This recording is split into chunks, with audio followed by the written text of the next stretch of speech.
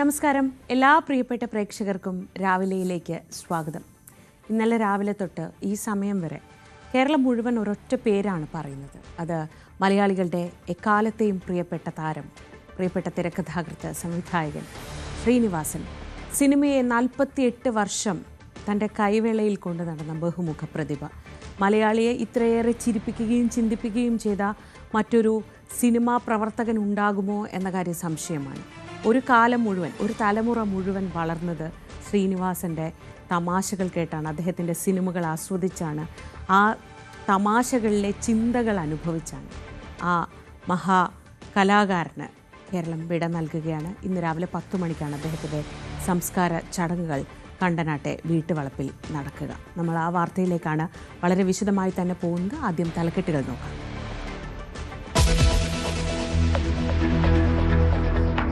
ശ്രീനിവാസൻ യാത്രയാകുന്നു. സംസ്കാരം രാവിലെ 10-ന് തൃപ്പൂണിത്തുറയിലെ വീട്ടുവളപ്പിൽ. യാത്രാമൊഴിയേകി മലയാളം.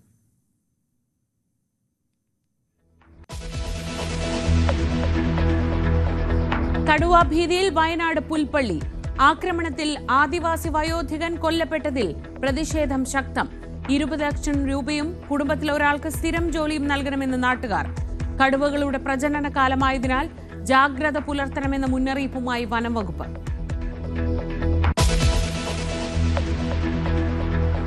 തദ്ദേശ സ്വയംഭരണ സ്ഥാപനങ്ങളിലേക്കുള്ള പുതിയ ഭരണസമിതി അംഗങ്ങളുടെ സത്യപ്രതിജ്ഞാ ചടങ്ങ് ഇന്ന്. ജില്ലാ പഞ്ചായത്ത് അംഗങ്ങൾ രാവിലെ 10 മണിക്കും നഗരസഭാ കൗൺസിലർമാർ 11:30ക്കും ചുമതലയേൽക്കും. 26, 27 തീയതികളിൽ മേയർ, ഡെപ്യൂട്ടി മേയർ പദവികളിലേക്ക് തെരഞ്ഞെടുപ്പ്.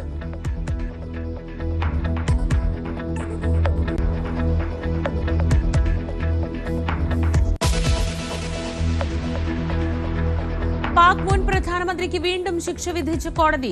സൗദി കിരീടാവകാശം നൽകിയ സമ്മാനങ്ങൾ വിൽപ്പന നടത്തിയ കേസിൽ 17 വർഷം തടവ്. ഭാര്യ ബുഷ്ര ബീബിക്കും ശിക്ഷ.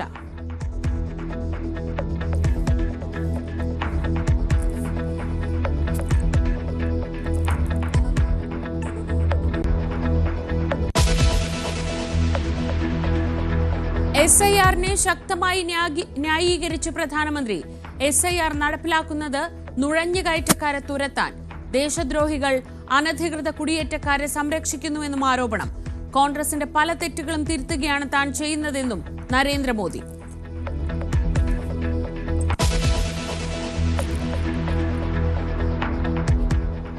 ഷരീഫ് ഉസ്മാൻ ഹാദിയുടെ കൊലയാളി ഇന്ത്യയിലേക്ക് കടന്നെന്ന ആരോപണവുമായി ബംഗ്ലാദേശ്. കുറ്റക്കാരെ എല്ലാവരെയും ശിക്ഷിക്കുമെന്ന് ചീഫ് അഡ്വൈസർ. ഹിന്ദു യുവാവിനെ തീവെച്ചു കൊന്ന സംഭവത്തിൽ 10 പേർ അറസ്റ്റിൽ. സാഹചര്യങ്ങൾ വിലയിരുത്തി ഇന്ത്യ.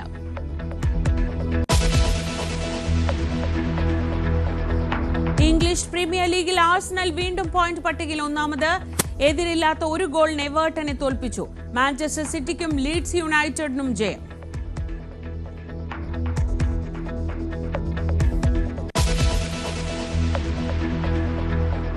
ശ്രീമാഞ്ഞ് മലയാള സിനിമ.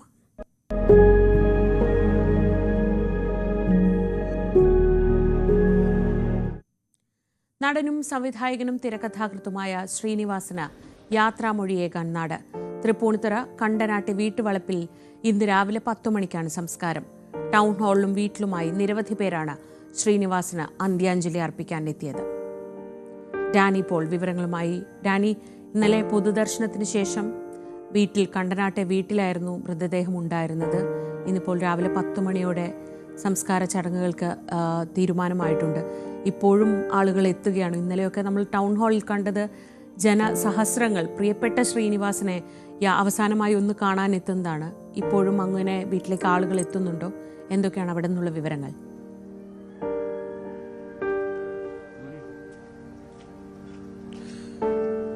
ശ്രീജ, ഇന്നലത്തതിൻ്റെ തുടർച്ച തന്നെയാകും ഇന്ന് എന്ന കാര്യത്തിലൊരു സംശയവുമില്ല. നമ്മൾ ഉദയംപേരൂര് കണ്ടനാട് ആ വീട്ടിലാണ് അവിടെ നിൽക്കുന്നത്. നമുക്ക് ഈ വീട്ടിലേക്കുള്ളൊരു പരിസരത്ത് തന്നെ ഇപ്പോൾ തന്നെ ആളുകൾ ഇവിടേക്ക്, നിരവധിയായ നാട്ടുകാരടക്കം ഇവിടേക്ക് വരുന്നു എന്നാണ് രാവിലെ മുതൽ തന്നെ. അതായത് ഇന്നിപ്പോൾ ഈ സമയമാകുമ്പോൾ തന്നെ ഇവിടേക്ക് ആളുകൾ എത്തുന്നു. തികച്ചും നാട്ടും പ്രദേശമുള്ള ഒരു സ്ഥലമാണ് ഈ കണ്ടനാട്, ഈ മേഖല എന്നെല്ലാം പറയുമ്പോൾ ഇവിടേക്ക് അവരെ പ്രിയപ്പെട്ട ശ്രീനിവാസൻ ചേട്ടൻ ഇവിടെയുണ്ട്.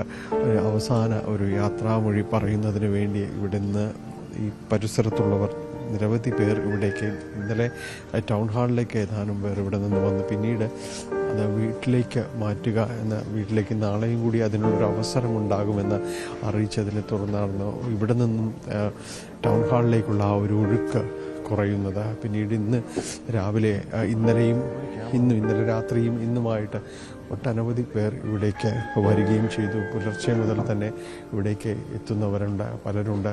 ഇവിടെ അദ്ദേഹം നാളുകളായി ഇവിടെ തുടരുകയാണ്.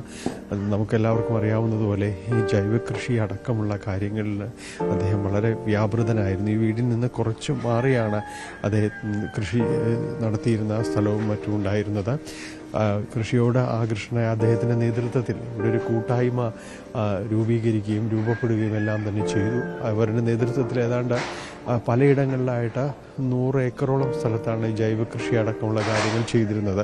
അത് ഇവിടെ നിന്നും കുറച്ച് മാറി ഉദയംപേരൂർ എന്ന് പറയുന്ന ഭാഗങ്ങൾ കേന്ദ്രീകരിച്ചായിരുന്നു അതുണ്ടായിരുന്നത്. എന്തായാലും അദ്ദേഹത്തിൻ്റെ നേതൃത്വത്തിൽ ഇവിടെ അത് തുടരുകയായിരുന്നു. അങ്ങനെ അതുമായി ബന്ധപ്പെട്ടുകൊണ്ട് സ്വാഭാവിക നാട്ടുകാരുമായും എല്ലാം വളരെ അടുപ്പം പുലർത്തിയിരുന്നു. അതൊരു സിനിമാ താരമായിട്ടല്ല, തികച്ചും നാട്ടുകാരനായിട്ട്, അതോടൊപ്പം തന്നെ ഇതിലെല്ലാം താല്പര്യമുള്ള ഒരാളായിട്ട് അവർക്കൊപ്പം തന്നെ തുടരുകയായിരുന്നു. അതുകൊണ്ട് ആ രീതിയിലുള്ളൊരടുപ്പം സിനിമാ പ്രവർത്തകൻ എന്നുള്ള രീതിയിലായിരുന്നില്ല, മറിച്ച് നാട്ടുകാരൻ എന്ന രീതിയിൽ തന്നെ അവർക്കൊപ്പം തുടരുകയും ചെയ്തിരുന്നു. ആ ഒരു അടുപ്പം നമുക്ക് ഇവിടെ എത്തുന്ന എല്ലാവരിലും തന്നെ നമുക്ക് കാണുവാനായിട്ട് സാധിക്കുകയും ചെയ്യും. കാരണം തികച്ചും നാട്ടുകാർ, അവർക്ക് അദ്ദേഹത്തെക്കുറിച്ച് നല്ല ഓർമ്മകളുണ്ട്, നല്ല പരിചിതമാണ്. അവർക്ക് പല സിനിമകൾ ഇല്ലാത്ത ഈ ഒരു സമയമാകുമ്പോഴേക്കും, രോഗത്തിൻ്റെ പിടിയിലും മറ്റുമാകുമ്പോഴേക്കും അവരോട് വിശേഷങ്ങൾ പറഞ്ഞുകൊണ്ട് ഈ വീട്ടിൽ തന്നെ ഉണ്ടായിരുന്നു. ഇവിടെ എത്തുന്നവരോട് ഈ ജൈവകൃഷിയുമായി ബന്ധപ്പെട്ടും അല്ലാതെയും എല്ലാം ഇവിടെ വന്നിരിക്കുന്നവരോട് സംസാരിക്കാൻ എത്തുന്നവരെ ഒരിക്കലും അദ്ദേഹം നിരാശപ്പെടുത്തിയുമിരുന്നില്ല. അവരോടൊപ്പം തന്നെ സംസാരിക്കുകയും തുടരുകയും എല്ലാം തന്നെ ചെയ്യുന്ന ഒരു പ്രകൃതമായിരുന്നു അദ്ദേഹത്തിൻ്റെ. നമുക്കറിയാം, ശ്രീനിവാസനെ ഏതൊരു വേദിയിലും അദ്ദേഹം വളരെ സരസമായും രസകരമായും എല്ലാം തന്നെ സംസാരിച്ചു പോകുന്ന ഒരു വ്യക്തിത്വമാണ്.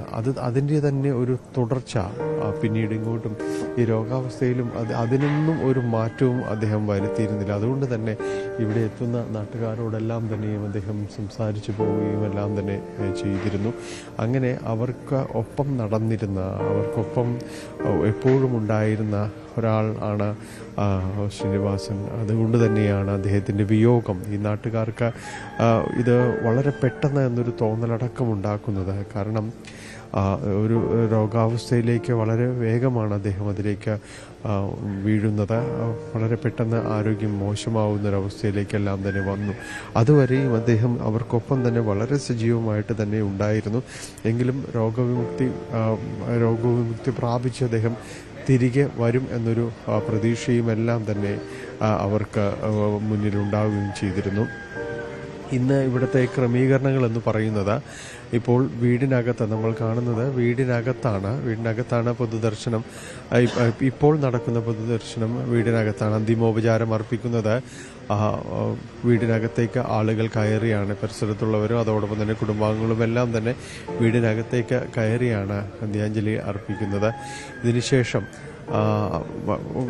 കുറച്ചുകൂടി സമയം കഴിയുമ്പോഴേക്കും ചടങ്ങുകളും മറ്റും തുടങ്ങേണ്ടതുണ്ട്. അപ്പോൾ ആ സമയമാകുമ്പോഴേക്കും ഇവിടെ പോർച്ചിൽ ക്രമീകരിച്ചിരിക്കുന്ന, വീടിന് സമീപത്ത് ക്രമീകരിച്ചിരിക്കുന്ന പന്തലുണ്ട്, അവിടേക്ക് മൃതദേഹം മാറ്റും. തുടർന്ന് ഈ ചടങ്ങുകൾ ഇവിടെ ആരംഭിക്കുകയും വീടിൻ്റെ സമീപത്തുള്ള സ്ഥലത്ത് വീട്ടുവളപ്പിൽ തന്നെയാണ് സംസ്കാര ചടങ്ങുകൾ അടക്കമുള്ള കാര്യങ്ങൾ ക്രമീകരിച്ചിരിക്കുന്നത്.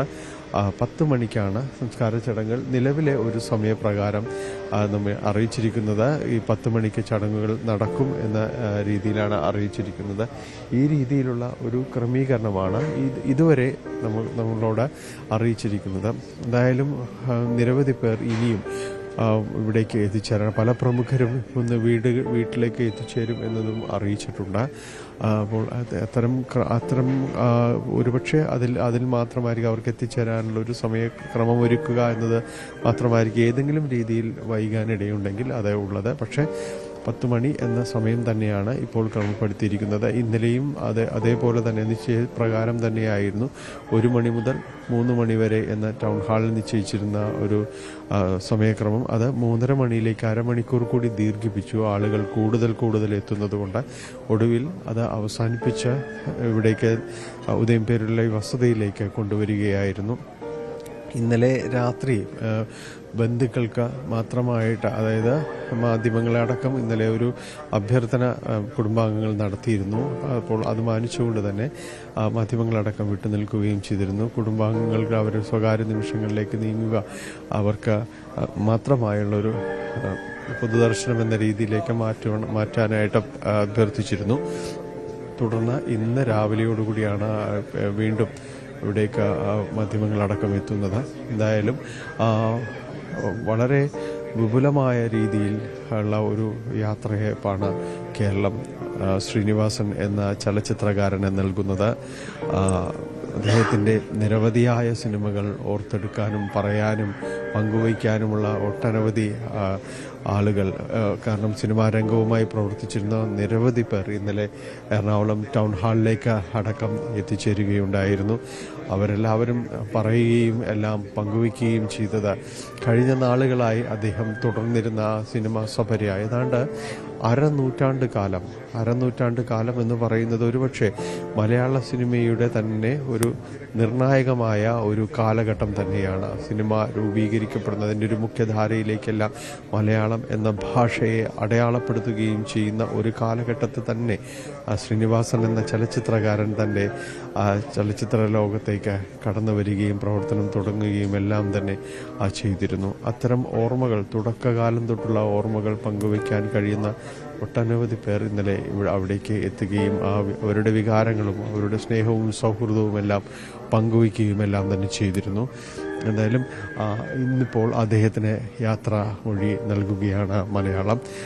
ഇവിടെ വീടിന് സമീപത്ത് ഈ സ്ഥലത്താണ്, ഇവിടെയാണ് സംസ്കാര ചടങ്ങുകൾക്കുള്ള സ്ഥലം ക്രമീകരിച്ചിരിക്കുന്നത്. വീടിനോട് ചേർന്ന് തന്നെയുള്ള ഈ സ്ഥലത്താണ് അദ്ദേഹത്തിന് ചിതയൊരുങ്ങുന്നത്. തൻ്റെ വളരെ ഇഷ്ടപ്പെട്ട് വാങ്ങിയ ഒരു സ്ഥലമായിട്ടാണ് എപ്പോഴും അദ്ദേഹം ഇതിനെ പറയുന്നത്.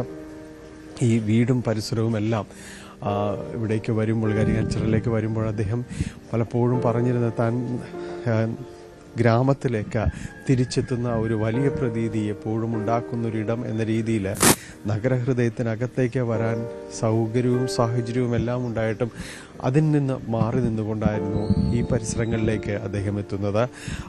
ഇത് ഉദയംപേരൂരിൽ നിന്നും പിന്നെയും മുന്നോട്ട് പോകുന്ന ഒരിടമാണ്. ഈ സ്ഥലത്ത് അദ്ദേഹം ഇഷ്ടപ്പെട്ട് വാങ്ങിയ ഈ സ്ഥലത്ത് ഒരു ചെറിയ കൃഷിയിടം വീടിനോട് ചേർന്ന് അദ്ദേഹം ഒരുക്കി. ഇവിടെ ഇഷ്ടമുള്ള വൃക്ഷത്തൈകൾ നട്ടു, ചെടികൾ നട്ടു. അങ്ങനെ ഒരു സാഹചര്യങ്ങളിലേക്ക് ഈ ചുറ്റുപാടുകളെ മാറ്റിയെടുക്കുന്നതിനുമെല്ലാം തന്നെ അദ്ദേഹത്തിന് കഴിയുകയും ചെയ്തു. തൊട്ടടുത്ത സ്ഥലങ്ങളിലേക്കും തൻ്റെ ഒരു സ്വാഭാവികമായ ഒരു താല്പര്യം മറ്റുള്ളവരിലേക്കും പകരുന്നു. ഇവിടെ അടുത്ത് അദ്ദേഹം പറയുന്ന മനു ഫിലിപ്പ് എന്ന് പറയുന്ന അദ്ദേഹത്തിന് കൂട്ടായ ഒരു യുവാവുണ്ടായിരുന്നു. അദ്ദേഹമാണ് ഇവിടെ വന്നപ്പോൾ അദ്ദേഹത്തിനോട് അടുപ്പം പുലർത്തുകയും ഈ കൃഷി രീതികളെ സംബന്ധിയായ കാര്യങ്ങൾ പറയുകയും ചെയ്തത്. തുടർന്ന് ആ പരിചയമാണ് വലിയ രീതിയിലേക്ക് ജൈവ കൃഷിയുടെ ഒരു പ്രോത്സാഹനം എന്ന രീതിയിലേക്കെല്ലാം അദ്ദേഹം മാറുകയും അതിൻ്റെ ഒരു പ്രയോക്താവാകുകയും ചെയ്തത്.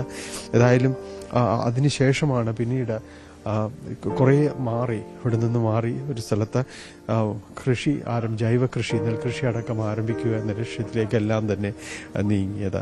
അതിലും തൻ്റെ പ്രിയപ്പെട്ട ഇടങ്ങളിലേക്ക് ഏറ്റവും അവസാനമായി അദ്ദേഹം കടന്നു വന്നിരിക്കുന്നു യാത്ര പറയുന്നതിന് വേണ്ടി. വീട്ടുവളപ്പിൽ തന്നെ അദ്ദേഹത്തെ സംസ്കരിക്കാൻ കുടുംബാംഗങ്ങൾ തീരുമാനിക്കുന്നതും അതെല്ലാം കൊണ്ട് തന്നെയാണ്. കാരണം അദ്ദേഹത്തിൻ്റെ ഒരു പ്രിയപ്പെട്ട ഇടങ്ങളിൽ നിന്നുകൊണ്ട് തന്നെ യാത്ര പറച്ചിലുകൾ ഉണ്ടാകാം എന്ന് തന്നെ, അങ്ങനെയാകാം എന്ന രീതിയിലേക്ക് തീരുമാനിക്കുകയും എല്ലാം തന്നെ ചെയ്യുന്നു. ഇന്നിപ്പോൾ വീടിൻ പരിസരത്തേക്കെല്ലാം നിരവധി പേർ ഇവിടേക്കെല്ലാം തന്നെ എത്തുന്നു. അതിൽ ചെറുപ്പക്കാരുമായവരും അല്ലാത്തവരും എല്ലാവരും തന്നെയുണ്ട്, നാട്ടുകാരും എല്ലാവരുമുണ്ട്. ഇവിടെയുള്ളതാണോ? കുറച്ച് അടുത്തുള്ളത്. പരിചയം ഉണ്ടായിരുന്നു? നേരത്തെ പരിചയം ഉണ്ടായിരുന്നു. ഒരുപാട് ഉദയംപേർക്കാരായ പിന്നെ വളരെയധികം സൗഹൃദത്തിലായിരുന്നു. നാട്ടുകാരനായിട്ടും പുള്ളിയുടെ സിനിമകളൊക്കെ വളരെയധികം ചെറുപ്പം വരെ കണ്ട് ആ ഡയലോഗുകളൊക്കെ ഇപ്പോഴും മറക്കാൻ സാധിക്കുന്നില്ല. സംസാരിക്കാൻ കൃഷിയുടെ കാര്യങ്ങൾ, കൃഷി പഴയ കാലത്തെ കൃഷികളൊക്കെ നഷ്ടപ്പെട്ടു വളരെ സങ്കടം ഒക്കെ പറയാറുണ്ടായിരുന്നു. അതിന് പുനരുജ്ജീവിക്കാനുള്ള പ്രവർത്തനങ്ങളൊക്കെ ആൾക്കാർക്ക് പ്രചോദനം നൽകാവുന്ന ഒരു പാട്ടത്തിനടുത്ത് കൃഷി ചെയ്യുന്ന രീതികളൊക്കെ ചെയ്യാറുണ്ടായിരുന്നു. കൃഷിയോട് വലിയ കൃഷി അതീവ താല്പര്യമായിരുന്നു. ഇപ്പം രണ്ടാമത്തെ മകൻ അത് ഏറ്റെടുത്ത് നടത്താൻ പോകുന്ന സന്തോഷം കാണുന്നുണ്ട്. നമ്മുടെ സമൂഹത്തിലെ പുഴുക്കുത്തുകളെ വളരെ സരസമായിട്ട് ചിത്രീകരിക്കുക, അതാണ് ഏറ്റവും വലിയ ഒരു ഹൈലൈറ്റ് ആയിട്ട് എനിക്ക് തോന്നിയത്. ഇപ്പോഴും പ്രസക്തമാണ് അദ്ദേഹത്തിന്റെ ഡയലോഗുകൾ. സിനിമാക്കാരനടുത്ത് വരുമ്പോഴേ നമ്മൾ ഈ ഒരു കർഷകൻ എന്ന രീതിയിലേക്ക് ഒരു ഇടപെടൽ ആദ്യമൊന്നും പ്രതീക്ഷിച്ച് കാണില്ല. ഇല്ല, ഒരിക്കലും ഇല്ല. നമ്മളൊരു ദൂരെ മാറ്റി നിർത്തിയിരുന്ന ഒരു നമുക്ക് കയ്യെത്താ ദൂരത്തുള്ള ഒരാളായിട്ടാണ് തോന്നിയിരുന്നത്. അങ്ങനെയല്ലാന്ന് ഈ അടുത്ത കാലത്താണ് മനസ്സിലായിരുന്നത്. ഉദയം പേര് വന്നതിന് ശേഷമാണ് അദ്ദേഹത്തിന് ഒരു സാധാരണ മനുഷ്യനാണെന്നുള്ള കാര്യം നമുക്ക് ബോധ്യപ്പെട്ടത്. പാലക്കാട് കൊല്ലങ്കോട് അവിടെ നിന്ന് വരുന്നതാണ്. പിന്നെ എനിക്ക് ഇദ്ദേഹത്തിൻ്റെ ഫാനാണ്, എല്ലാ സിനിമകളും കാണാറുണ്ട്. അദ്ദേഹത്തിൻ്റെ മകൻ വിനീതാണ് എന്നെ എൻ്റെ ഹോട്ടലിനെ പരിചയപ്പെടുത്തി കൊടുത്ത് നല്ല നിലയിലാക്കിയത് വിനീത് സാറാണ്. അതിൽ പാലക്കാട് കൊല്ലങ്കോട് ഹൃദയം പറഞ്ഞ സിനിമയിൽ മോഹൻലാൽ സാറിൻ്റെ മകനും കല്യാണമൊക്കെ എടുത്തിട്ടുണ്ട്, അതൊക്കെ എടുത്തിട്ടുണ്ട്. അതിൻ്റെതായിട്ട് വന്ന് കാണാൻ നല്ല പരിചയമാണ്. വിനീതേട്ടൻ കണ്ടാൽ അറിയും, നല്ല ഇതിൻ്റെതാണ്. വിനീതേട്ടൻ ഞങ്ങളുടെ വീട്ടിലേക്ക് ഒരുപാട് പ്രാവശ്യം വന്നിട്ടുണ്ട്. അത് വളരെ നല്ലൊരു അദ്ദേഹത്തിന്റെ ഒരു സൗഹൃദ ഒരു പ്രത്യേക തരത്തിൽ എപ്പോഴും തമാശകൾ പറഞ്ഞ് നല്ല രീതിയിലുള്ള മകനാണ് വിനീതേട്ടനാണ് വന്നിട്ടുള്ളത് ഭക്ഷണം കഴിക്കാനൊക്കെ ശരി. അയ്യപ്പൻ പറഞ്ഞ അറിയും, അതിനെ കണ്ടാൽ വളരെ നല്ലതായിരുന്നു. കൊല്ലങ്കോട് അയ്യപ്പേട്ടൻ്റെ ഹോട്ടൽ എന്ന് പറയുന്ന ആ രീതിയിൽ ശരിയാണ്. അദ്ദേഹം സിനിമയിലടക്കം പരിചയപ്പെടുത്തുകയും ചെയ്തിട്ടുണ്ട്. അയ്യപ്പേട്ടനാണ് സംസാരിച്ചത്. വലിയ ഒരടുപ്പവും എല്ലാം തന്നെ സൂക്ഷിക്കുകയും ചെയ്യുന്ന ഒരു വ്യക്തിയാണ്. ഇവിടെയാണോ സ്വദേശം? പാട്യം. എൻ്റെ നമ്മളെ മാമനായിട്ട് വരും, നമ്മളെല്ലാം മാമനായിട്ട് വരും. ഏട്ടനും മക്കൾ പോന്നിട്ട് ഒത്തിരിയായെങ്കിലും ആ ഒരു രാത്രി 8 മണിക്ക് പറഞ്ഞിട്ട് ഇവിടെ രാവിലെ എത്തി. ശ്രീനിവാസേട്ടൻ നാട്ടിൽ നിന്ന് പോന്നിട്ട് ഒത്തിരി ആയെങ്കിലും ഒരു ബന്ധമുണ്ട്. കല്യാണത്തിന് മക്കളെ കല്യാണത്തിന് നമ്മൾ ക്ഷണിച്ചിരിക്കുന്നു, നമ്മൾ പോയിരിക്കുന്നു. അങ്ങനെ അറിഞ്ഞ സമയത്തില്ല, പിന്നെ എല്ലാവരും കുടുംബങ്ങളിൽ ഒത്തുകൂടിയിട്ട് രാത്രി കൊണ്ട് പുറപ്പെട്ടു. എങ്ങനെ ഓർക്കുന്നു ശ്രീനിവാസന്റെ ബന്ധുക്കളാണ് ഞങ്ങളൊക്കെ. എല്ലാവരും പാട്ടായിരുന്നു വന്ന് പാട്ട് കണ്ണൂർ. ഒത്തിരി പേരുണ്ടോ നാട്ടിൽ നിന്ന്? എല്ലാവരും വന്നു, എല്ലാ ബന്ധുക്കളും അവസാനം നോക്കുമെന്ന് കാണാൻ വേണ്ടിയിട്ട് എല്ലാവരും വന്നിരുന്നു. കണ്ണൂരിലേക്ക് കൊണ്ടുവരും അങ്ങനെ പ്രതീക്ഷ ഉണ്ടായിരുന്നു. പിന്നെ അവസാനം ഇഷ്ടം കൊണ്ടുവരുന്നില്ല എന്ന് പറഞ്ഞു. അങ്ങനെയാണ് ഇങ്ങോട്ടേക്ക് തിരിച്ചത്. ശ്രീജ, ഏതെല്ലാം രീതിയിലാണ് അദ്ദേഹത്തെ ഓരോരുത്തർ ഓർത്തെടുക്കുന്നത്. കണ്ണൂർ പാട്യത്തിൽ നിന്ന് അദ്ദേഹത്തിൻ്റെ ജന്മനാട്ടിൽ നിന്ന് ബന്ധുക്കളും ഒപ്പം തന്നെ സുഹൃത്തുക്കളും എല്ലാവരും തന്നെയുണ്ട്. അവിടെ നിന്ന് അദ്ദേഹത്തെ അവസാനമായി കാണുന്നതിന് വേണ്ടി ഇവിടേക്ക് എത്തിയതാണ്. നേരത്തെ ഉണ്ടായിരുന്ന കൊല്ലങ്കോട്ട് അയ്യപ്പേട്ടൻ്റെ ഹോട്ടൽ, അയ്യപ്പേട്ടൻ്റെ കട എന്ന് പറയുന്നിടത്തു നിന്ന് അദ്ദേഹം ഓടിയെത്തി. കാരണം വിനീതിലൂടെ പരിചയപ്പെടുത്തിയതാണ്. തൊട്ടപ്പുറത്ത് ആദ്യം സംസാരിച്ചത് പിന്നീട് നാട്ടുകാരനാണ്. അങ്ങനെ ഒരുപാട് പേർ നാട്ടുകാരിൽ നമ്മൾ നേരത്തെ പറഞ്ഞുകൊണ്ടിരിക്കുകയായിരുന്നു. അദ്ദേഹത്തിൻ്റെ ജൈവ കൃഷിയോടുള്ള താല്പര്യവും കാര്യങ്ങളും എല്ലാം തന്നെ അദ്ദേഹത്തോട് പറയുകയായിരുന്നു. ഏതായാലും അത്തരം ഓർമ്മകൾ എല്ലാവരും തന്നെ സൂക്ഷിക്കുകയും സ്നേഹിക്കുകയും എല്ലാം തന്നെ ചെയ്യുന്നു. എവിടെ നിന്നാണ്? ഞങ്ങൾ പിന്നെ ശ്രീനിവാസിൻ്റെ ആപ്പൻ്റെ മോന, എൻ്റെ ആപ്പൻ്റെ മോന ശ്രീനിവാസ, കണ്ണൂരും. ഞങ്ങൾ അവൻ്റെ തറവാട് വീടിൻ്റെ അടുത്ത് ഞങ്ങൾ അപ്പുറപ്പെടുന്നു താമസിക്കുന്നു. ഓ, ചെറുപ്രായത്തിൽ തന്നെ നാടകത്തിനായിട്ട് ഞങ്ങളെല്ലാം വിളിച്ചു കൂട്ടി നാടകം ചെയ്യിക്കുമായിരുന്നു. അവിടെ വെച്ചിട്ട് അഭിനയിക്കുമായിരുന്നു. അവിടെ തന്നെ ചെറിയ സ്റ്റേജെല്ലാം കെട്ടിയിട്ട് വയലിൽ അവരെ വീട്ടിൻ്റെ മുമ്പിൽ തന്നെ വയലുണ്ട്.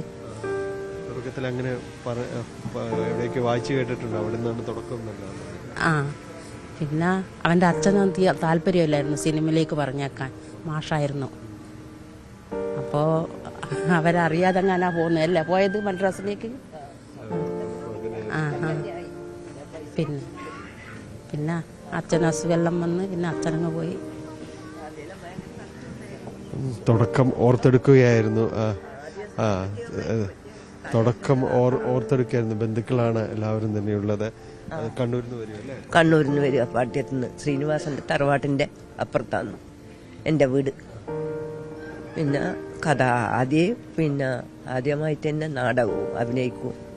അങ്ങനെ ഓരോരോ നാടകം തന്നെ അഭിനയിച്ച് അങ്ങനെയാണ് സിനിമയിൽ കയറിയത് അവർ. ഒരുപാട് വലുതാകുമ്പോഴും നാടിനോട് വലിയ ഇഷ്ടം പുള്ളി കാണിച്ചു. അവരെ നാടല്ലേ.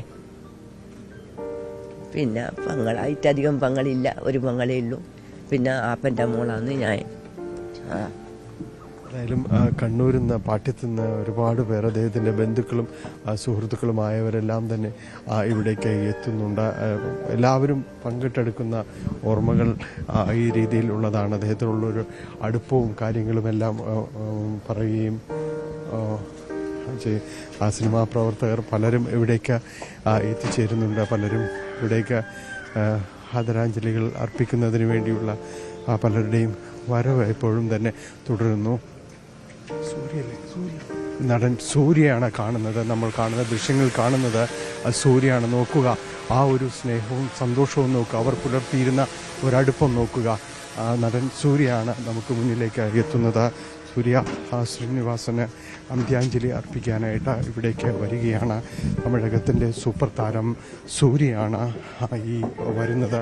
അദ്ദേഹം ഇവിടെ അന്ത്യാഞ്ജലി അർപ്പിക്കുന്നതിന് വേണ്ടി സൂര്യ ഇവിടേക്ക് വരുന്നു. എത്രമാത്രം ഒരു അടുപ്പം അല്ലെങ്കിൽ എത്രമാത്രം ഒരു സ്വാധീനം ശ്രീനിവാസൻ എന്നൊരു വ്യക്തി അദ്ദേഹത്തിൽ ചെലുത്തിയിട്ടുണ്ടാകും എന്നതിൻ്റെ നേർചിത്രം തന്നെയാണ് ഇത്. തമിഴകത്തിൻ്റെ സൂപ്പർ താരം സൂര്യ ഇപ്പോൾ ശ്രീനിവാസന് അന്ത്യാഞ്ജലികൾ അർപ്പിക്കാനായിട്ട് ഇവിടേക്ക് വന്നിരിക്കുന്നു. നമുക്കറിയാം തമിഴ് സിനിമാ ലോകവുമായിട്ടെല്ലാം തന്നെ അദ്ദേഹത്തിന് വളരെ അടുത്ത ബന്ധമുണ്ടായിരുന്നു. സൂപ്പർ സ്റ്റാർ തലൈവർ രജനീകാന്തിൻ്റെ സഹപാഠിയായിരുന്നു അടയാറിൽ. അദ്ദേഹം രജനീകാന്ത് തന്നെ ഇന്നലെ ഇതുമായി ബന്ധപ്പെട്ടുകൊണ്ട് അദ്ദേഹത്തിൻ്റെ ഓർമ്മകൾ പങ്കുവച്ചിരുന്നു. കാരണം അത്രമേൽ ആഴത്തിൽ പരിചയപ്പെടുന്നവർക്ക് മേൽ ഒരു ഹൃദയത്തിൽ സ്നേഹത്തിൻ്റെ കയ്യൊപ്പ് ചാർത്തുന്ന ഒരു വ്യക്തി തന്നെയായിരുന്നു ശ്രീനിവാസൻ. അതിൻ്റെ അടയാളങ്ങൾ തന്നെയാണ് നമ്മൾ കാണുന്നത്. എല്ലാവരും തന്നെ ആ ഒരു അടയാളങ്ങൾ തന്നെയാണ് നമ്മൾ കാണുന്നത്. സൂര്യ രാവിലെ തന്നെ ഇവിടേക്ക് എത്തി അന്ത്യാഞ്ജലി അദ്ദേഹത്തിന് അർപ്പിക്കുന്നു എന്നതാണ്. എന്തായാലും ഇങ്ങനെ ഈ നിറഞ്ഞ സ്നേഹവുമായിട്ട് ഓരോരുത്തരും ഇവിടേക്ക് എത്തിച്ചേരുന്നു. അവസാന യാത്ര പറച്ചിലിന് വേണ്ടി ശ്രീനിവാസനെ കാണുന്നതിന് വേണ്ടി ഇവിടേക്ക് വന്നു ചേരുന്നു എന്നതാണ് നമ്മൾ കാണുന്നത്. ഇന്നലെ തന്നെയായിരുന്നു എറണാകുളം ടൗൺ ഹാളിൽ നമ്മൾ കണ്ടുകൊണ്ടിരുന്നതും. അവിടേക്ക് എത്തിച്ചേർന്നവർ എല്ലാവരും ഒരേപോലെ ഹൃദയത്തോടെ ചേർത്ത് വെച്ചത് ശ്രീനിവാസൻ്റെ ഓർമ്മകൾ തന്നെയാണ്. നമുക്കറിയാം, മമ്മൂട്ടിയും മോഹൻലാലും അടങ്ങുന്ന സൂപ്പർ താരനിര എത്ര നേരമാണ് അവിടെ തങ്ങി നിന്നത്. അവർ പരസ്പരം പറഞ്ഞും സഹതപിച്ചും എല്ലാം തന്നെയും ആ കുടുംബങ്ങൾക്ക് ഒപ്പം ചേർന്ന് നിന്നതെല്ലാം നമ്മൾ കണ്ടതാണ്. കാരണം അത്രമേലൊരടുപ്പം അദ്ദേഹം അവരുമായും എല്ലാം തന്നെ സൂക്ഷിച്ചിരുന്നു. നേരത്തെ പലതവണ നമ്മൾ പറഞ്ഞതുപോലെ സാമൂഹ്യ വിമർശനങ്ങളും കാര്യങ്ങളും എല്ലാം തന്നെ ഉണ്ടാകുന്നു. ആ സിനിമകളിലൂടെ ശ്രീനിവാസൻ്റേതായ ശൈലിയിൽ ഒരു ഹാസ്യത്തിൽ പലപ്പോഴും വിമർശനങ്ങൾ ഉണ്ടാകുകയും എല്ലാം തന്നെ ചെയ്യുന്നുമുണ്ട്. പക്ഷെ അതിനിടയിലും എല്ലാം സ്നേഹത്തിൻ്റെ വളരെ ഒരു ഇഴയടുപ്പം എല്ലാവരുമായിട്ട് തന്നെയും അദ്ദേഹം സൂക്ഷിച്ചിരുന്നു എന്നതുകൊണ്ട് തന്നെയാണ് ഇങ്ങനെ ഓരോരുത്തരായ അദ്ദേഹത്തെ തേടിയെത്തുന്നത്. അതുകൊണ്ട് തന്നെയാണ് സൂര്യ കൂടിയെത്തുന്നത്. വലിയ സ്നേഹത്തിൻ്റെ ഒരു അടയാളപ്പെടുത്തലാണ്. ചലച്ചിത്ര ലോകം എത്ര കണ്ട ആദരവോടുകൂടി ശ്രീനിവാസൻ എന്ന അതുല്യ കലാകാരനെ ചേർത്തു നിർത്തുന്നു എന്നത് തന്നെയാണ് ഇത്തരം സ്നേഹപ്രകടനങ്ങളിലൂടെ തന്നെ നമുക്ക് ബോധ്യമാവുകയും ചെയ്യുന്നത്. കഴിഞ്ഞ മണിക്കൂറുകളായി നമ്മൾ ഇത് തന്നെയാണ് കാണുന്നതും ഇത് തന്നെയാണ് പകർത്തുന്നതും. കാരണം സിനിമാ മേഖലയിൽ അവസാനത്തെ നാളുകൾ രോഗാവസ്ഥയിലേക്ക് പോകുമ്പോൾ അത്ര കണ്ട് സജീവമായിരുന്നില്ല എങ്കിൽ കൂടിയും അദ്ദേഹം എല്ലാവരുമായും ഒരു അടുപ്പം വലിയ രീതിയിൽ സൂക്ഷിച്ചിരുന്നു എന്നത് തന്നെയാണ്. ആ അടുപ്പം തന്നെയാണ് നമ്മൾ കാണുന്നത്. നടൻ സൂര്യ അടക്കം ഇവിടേക്ക് എത്തുന്നതും ഈ സ്നേഹം കൊണ്ട് തന്നെയാണ്. ഇവിടേക്ക് വരുന്നതും അതുകൊണ്ട് തന്നെയാണ്. ഇപ്പോൾ പുറത്തേക്ക് ഇറങ്ങുകയാണ്.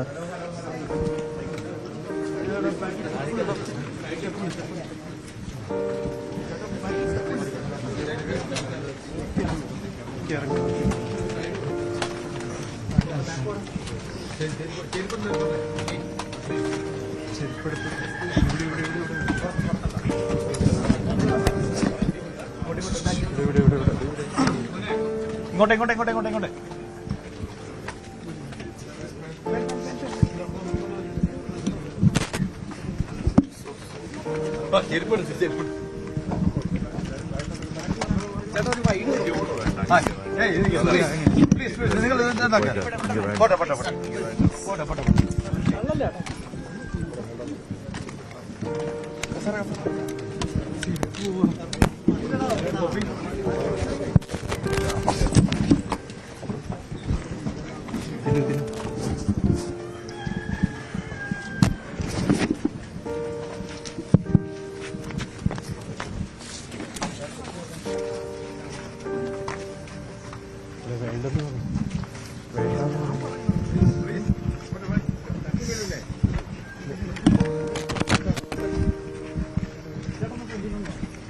നിങ്ങൾ എന്താ ഇത് എടുത്തില്ല ആവശ്യത്തിന് இங்க வேண்டாம், இங்க தள்ள வேண்டாம், இங்க தள்ள வேண்டாம். போயிட்டாரு.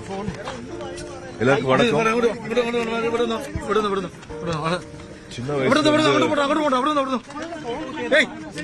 சின்ன வயசுல been a big fan of Srinivasan sir. சினிமால நான் வரதுக்கு முன்னாடி இருந்தே உங்க எல்லாரும் மாதிரியும் I've been following his work. இங்க கொச்சின்ல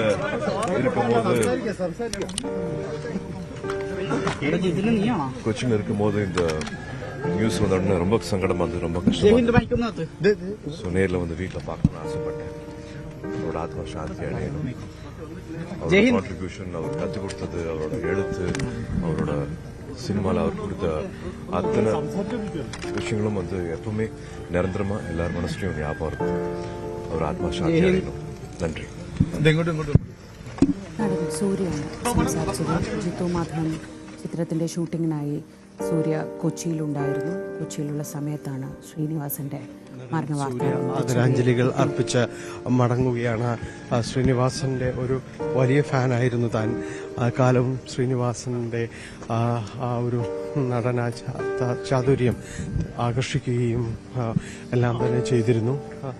അതുകൊണ്ട് അദ്ദേഹത്തോടൊപ്പമുള്ള ആ ഒരു നിമിഷങ്ങൾ തന്നെയായിരുന്നു അദ്ദേഹം പങ്കുവച്ചത്. എത്ര നേരത്തെ അദ്ദേഹം ഇവിടേക്ക് എത്തുകയും ആദരാഞ്ജലികൾ അർപ്പിക്കാൻ വരികയും ചെയ്തത് ആ ഒരു അടുപ്പം തന്നെയാണ് വ്യക്തമാക്കുകയും ചെയ്തത്. ഇപ്പോൾ പലരായി സംഗീത സംവിധായകൻ ശരത്ത് അടക്കമുള്ളവർ ഇപ്പോൾ അവിടേക്ക് കടന്നു പോയിട്ടുണ്ട്.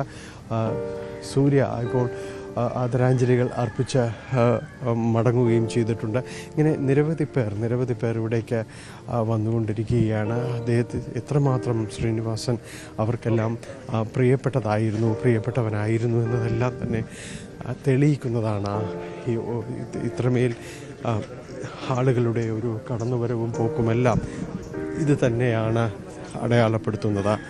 ശ്രീജ, ഡാനി, നമ്മൾ പലപ്പോഴും സിനിമാ താരങ്ങളുടെ അല്ലെങ്കിൽ സിനിമയിലുള്ള പ്രശസ്തരുടെയൊക്കെ ഇതുപോലെയുള്ള ചടങ്ങുകളിലൊക്കെ നമ്മൾ പങ്കെടുത്തിട്ടുണ്ട്. അപ്പോഴൊക്കെ നമ്മൾ കാണുന്നത് എല്ലാവരും വരും, പക്ഷേ അവിടെ എത്തുന്ന ഓരോരുത്തർക്കും ഏതെങ്കിലും തരത്തിൽ ഹൃദയം കൊണ്ട് ബന്ധമുണ്ട് ശ്രീനിവാസനുമായിട്ട്. അല്ല, ഒരുപാട് സിനിമ ഒന്നും ചെയ്തിട്ടില്ല, എന്നാലും ഒരു 3-4 സിനിമകൾ ചെയ്തിട്ടുണ്ട്. ചേട്ടൻ്റെ കൂടെ മക്കളുടെ കൂടെയും ചെയ്തിട്ടുണ്ട് സിനിമ. നിങ്ങൾക്കൊരു പാഠപുസ്തകമല്ലേ? അയ്യോ, എല്ലാവർക്കും ഒരു പാഠപുസ്തകമല്ലേ. നമ്മളിവിടെ അഭിനയിച്ചാൽ നമുക്കൊരുപാട് അറിവുകൾ കിട്ടും. വെറുതെ അഭിനയിക്കണം മാത്രമല്ല, ഒരുപാട് അറിവുകൾ കിട്ടും. അങ്ങനെ ഒരു ഭാഗ്യം എനിക്കുണ്ടായിരുന്നു. ലാസ്റ്റ് അഭിനയിച്ചത് അരവിന്ദൻ്റെ അതിഥികൾ എന്ന് പറഞ്ഞ സിനിമയാണ്. അനുകരിക്കാൻ പറ്റാത്ത ഒരു ശൈലി അല്ലേ? നമുക്കൊക്കെ എപ്പോഴൊരു കോൺഫിഡൻറ്റ് തന്നിരുന്ന ഒരാളാണ്. കാരണം നമ്മളെപ്പോലുള്ള പൊക്കം കുറഞ്ഞ ആൾക്കാർക്കും അതുപോലെ കറുത്ത ആൾക്കാർക്കും ഒക്കെ പ്രത്യേകിച്ച് എടുത്തു പറയേണ്ട കാര്യങ്ങളൊക്കെ. അതൊരു ഒരേ രീതിയിൽ അത് എങ്ങനെയാണ് അത് ഉപയോഗിക്കേണ്ടത് സിനിമയിൽ എന്നെല്ലാം തന്നെ കാണിച്ചു തരികയും. തീർച്ചയായിട്ടും കാര്യങ്ങളെല്ലാം പറഞ്ഞു തന്ന് നമുക്ക് എങ്ങനെയാണെന്നൊക്കെ ഉള്ളത് കറക്റ്റായിട്ട് പറഞ്ഞു തരുന്ന ഒരാളാണ്. കൂടെ ഇരിക്കാനും ഭയങ്കര രസമാണ്. കാരണം ഒരുപാട് പഴയ കാര്യങ്ങൾ, അത് ചെറിയ നടനായാലും വലിയ നടനായാലും ഒക്കെ ഒരേപോലെ പെരുമാറുന്ന ഒരാളാണ്. നമുക്ക് പഴയ കാര്യങ്ങളൊക്കെ പറഞ്ഞു തരുമ്പോൾ നമുക്കതൊരു സന്തോഷം, പിന്നെ നമുക്കൊരു അറിവാണത്. തീർച്ചയായിട്ടും ഒരുപാട് സങ്കടമുണ്ട്. പിച്ചുക്കുട്ടൻ പറഞ്ഞതുപോലെ എന്താണ് തൻ്റെ പരിമിതി എന്നത് വളരെ കൃത്യമായിട്ട് ശ്രീനിവാസൻ തിരിച്ചറിഞ്ഞു. കഴിഞ്ഞ ദിവസങ്ങളിൽ എനിക്ക് തോന്നുന്നു ശ്രീജ തന്നെയാണ് സംസാരിച്ചിരുന്നത്. വടക്ക് നോക്കിയന്ത്രം എന്നൊരു ചിത്രം വരുമ്പോൾ എന്തായിരുന്നു തൻ്റെ കുറവുകൾ, അല്ലെങ്കിൽ എന്തായിരുന്നു ഒരു അപകർഷതാബോധം സൃഷ്ടിക്കേണ്ട ഘടകങ്ങൾ, അത് തന്നെയായിരുന്നു ആ സിനിമയ്ക്കും മുന്നിലേക്ക് അദ്ദേഹം എടുത്തു വയ്ക്കുകയും എല്ലാം തന്നെ ചെയ്തത്. ആ രീതിയിൽ തന്നെ അദ്ദേഹം അത് അവതരിപ്പിക്കുകയും ചെയ്തു. ഇപ്പോൾ ബിജുക്കുട്ടൻ്റെ വാക്കുകളും അത് തന്നെയാണ് പറയുന്നത്. ഈ രീതിയിലുള്ള ചില അപകർഷതാബോധമുള്ള ചില ഫീലിങ്ങുകൾ, അത്തരം കാര്യങ്ങളെ അദ്ദേഹം പൊളിച്ചടുക്കുകയായിരുന്നു ചെയ്തത്. സിനിമ അതിനുമപ്പുറം കാര്യങ്ങൾ ആവശ്യപ്പെടുന്നുണ്ട്. അപ്പോൾ അത്തരം ചെറിയ തോന്നലുകളിൽ ഒതുങ്ങിപ്പോകേണ്ടതില്ല എന്ന് എല്ലാവരെയും ഓർമ്മപ്പെടുത്തുകയും അദ്ദേഹം ചെയ്തിരുന്നു. ഏതായാലും ഈ രീതിയിലുള്ള പല ചിന്തകളും ഇന്നിവിടെ നിൽക്കുമ്പോൾ പലരും പങ്കുവയ്ക്കപ്പെടുന്നുണ്ട്. നമ്മൾ സിനിമാ ലോകത്ത് നിന്ന് ഇപ്പോൾ സൂര്യ അടക്കം ഇവിടെ കടന്നു വന്നെങ്കിൽ ഇനിയിപ്പോൾ വൈകാതെ ഈ ഒരു 10 മണി സമയത്തിനുള്ളിൽ നിരവധിയായ ആളുകൾ ഇവിടേക്ക് എത്തും എന്ന കാര്യത്തിൽ സംശയമില്ല. കാരണം ഇന്നലെ കൊണ്ട് അത് അവസാനിച്ചില്ല എന്ന് തന്നെയാണ് ഈ ദിവസത്തിൻ്റെ തുടക്കവും അടയാളപ്പെടുത്തുന്നത്. കാരണം ഒട്ടനവധി ആളുകൾ അദ്ദേഹത്തോട് അടുപ്പം സൂക്ഷിച്ചിരുന്നവരെല്ലാവരും തന്നെ ഇവിടേക്ക് വരുന്നുണ്ട്. ഇവിടേക്ക് വന്ന് കടന്ന് ആദരാഞ്ജലികൾ അർപ്പിച്ച് കടന്നു പോവുകയും ചെയ്യുന്നു. ശ്രീജ, തീർച്ചയായും അത് ഇന്നലെ തൊട്ട് ഡാനി ഇന്നലെ രാവിലെ 8:30 ആ വാർത്ത വന്നപ്പോൾ തൊട്ട് നമ്മൾ ഈ വാർത്തയുടെ നടുവിലാണ്. പിന്നീട് അങ്ങോട്ട് സോഷ്യൽ മീഡിയയിലായാലും ഇന്നിപ്പോൾ പത്രങ്ങളിലായാലും ഒക്കെ ശ്രീനിവാസൻ എങ്ങനെയൊക്കെയാണ് നമ്മുടെ ജീവിതത്തിൽ നിറയുന്നത്, നമ്മൾ പല സന്ദർഭങ്ങളിലും നമ്മൾ കോട്ട് ചെയ്യുന്ന ഡയലോഗുകൾ എല്ലാം ശ്രീനിവാസൻ എഴുതിയതാണ്. അത് ഏത് കാഠിന്യമേറിയ സമയമായാലും ശരി, ഏത് രസകരമായ സമയമായാലും ശരി, അതൊക്കെ ശ്രീനിവാസൻ എങ്ങനെയൊക്കെയാണ് നമ്മുടെ ജീവിതങ്ങളിൽ നിറഞ്ഞിരുന്നത് എന്ന് ഒരുപക്ഷെ ഇന്നലെ രാവിലെ തൊട്ട് ഈ സമയം വരെയും ആളുകൾ പറഞ്ഞുകൊണ്ടിരിക്കുന്നു. സോഷ്യൽ മീഡിയയിലായാലും എല്ലായിടത്തും അതൊക്കെ വായിക്കുമ്പോഴാണ് ആ മനുഷ്യൻ നമ്മളിലേക്ക് തിരിച്ചു വെച്ച ഒരു കണ്ണാടിയായിരുന്നു എന്ന് മനസ്സിലാവുന്നത്. ഈ ഗാനരചയിതാവായ മനോമഞ്ജിത്ത് എഴുതിയ ഒരു കുറിപ്പ് വായിക്കുകയായിരുന്നു. അതിനകത്ത് അദ്ദേഹം പറഞ്ഞൊരു വാചകം ഇത്രത്തോളം കറക്റ്റായിട്ട് വേറെ എവിടെയും വായിച്ചില്ല. അത് നമ്മൾ സ്ഥിരമായി ഒരേ ദിശയിൽ മാത്രം സഞ്ചരിക്കുന്ന ഒരു വൺ വേയിൽ പെട്ടെന്നൊരു ദിവസം നമ്മൾ എതിർദിശയിൽ നടക്കുമ്പോൾ കാണുന്ന കാഴ്ചകളാണ് ശ്രീനിവാസൻ്റെ ചിന്തകൾ. നമുക്ക് അത്രയും പരിചയമുള്ള സംഗതികളെ നമുക്കൊട്ടും പരിചയമില്ലാത്ത ഏതോ ഒരു ദൂരത്തിരുന്ന് വേറെ ഏതോ ഒരു ഡയമെൻഷനിൽ കാണുക. എത്ര ശരിയാണല്ലേ. നമ്മൾക്കിടയിലുള്ള ആളുകളെയാണ് ശ്രീനിവാസൻ നമുക്ക് മുന്നിൽ കൊണ്ടു നിർത്തിയത്. ഒരു പക്ഷേ ചിലപ്പോൾ അത് നമ്മൾ തന്നെയായിരുന്നു. അത്രത്തോളം മലയാളിയുടെ ജീവിതത്തെ 80കളിലും 90കളിലും ഒക്കെ മലയാളിയുടെ ജീവിതത്തെ ഇത്ര യാഥാർത്ഥ്യബോധത്തോടെ അതിൽ തമാശ കലർത്തി നമുക്ക് തന്നെ കാണിച്ചു തരികയും നമ്മൾ കാണിക്കുന്നതിലെ ചില വൈരുദ്ധ്യങ്ങളെ നമുക്ക് ബോധ്യപ്പെടുത്തി തരികയും ചെയ്തു എന്നത് ഇനി ആർക്കും അവകാശപ്പെടാൻ കഴിയാത്ത ഒരു കഴിവായി അതങ്ങനെ അവശേഷിക്കുമെന്ന് തോന്നുന്നു.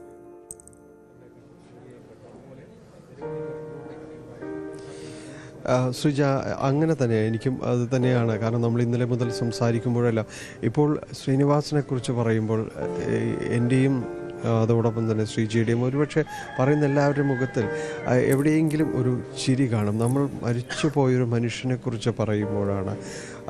കാരണം അത് അദ്ദേഹം അവശേഷിപ്പിച്ചു പോയ ചില ആക്ഷേപഹാസ്യങ്ങളുടെ രസച്ചരടുകളുണ്ട്, ഓർത്തോർത്ത് ചിരിക്കാൻ പറ്റിയതുണ്ട്. അതീവ ഗൗരവ സാഹചര്യങ്ങൾ അദ്ദേഹം തന്മയത്വത്തോടെ ഒരിക്കലും പ്രതീക്ഷിക്കാൻ കഴിയാത്ത രീതിയിലുള്ള ഒരു ഹാസ്യത്തിൻ്റെ മേൻപൊടിയോടുകൂടി തന്നെ എല്ലാം തന്നെ അവതരിപ്പിക്കാൻ ശ്രമിച്ചു. അത് വലിയ രീതിയിൽ വിജയിച്ചിട്ടുണ്ട് എന്നതുകൊണ്ട് തന്നെയാണ് നമുക്കത്രം ഈ ഗൗരവതരമായ അവസരങ്ങളിലും ചിലപ്പോൾ ഈ ഒരു ശ്രീനിവാസൻ ടച്ചുള്ള ഒരു ഡയലോഗും കാര്യങ്ങളും ഓർമ്മ വരുന്നുണ്ടെങ്കിൽ അത് തന്നെയാണ് അദ്ദേഹത്തിൻ്റെ ഒരു വലിയ മഹാവിജയം തന്നെയാണ് അത് കാണിക്കുന്നത്. നമ്മൾ കടന്നുപോയ തെരഞ്ഞെടുപ്പ് കാലങ്ങളിൽ, ഇനിയുള്ള തെരഞ്ഞെടുപ്പ് കാലങ്ങളിലുമെല്ലാം ആവർത്തിച്ച് സന്ദേശം എന്ന ചിത്രം അതിൽ വരികൾ ഓർമ്മിക്കുമെങ്കിൽ അത് അദ്ദേഹത്തിന് മാത്രം അവകാശപ്പെടാൻ കഴിയുന്ന ഒരിടമല്ലേ ശ്രീജ? അത് അദ്ദേഹത്തിന് മാത്രം കൈയടക്കം സിദ്ധിച്ച ഒരു മേഖല കൂടിയാകുന്നു എന്നതാണ്.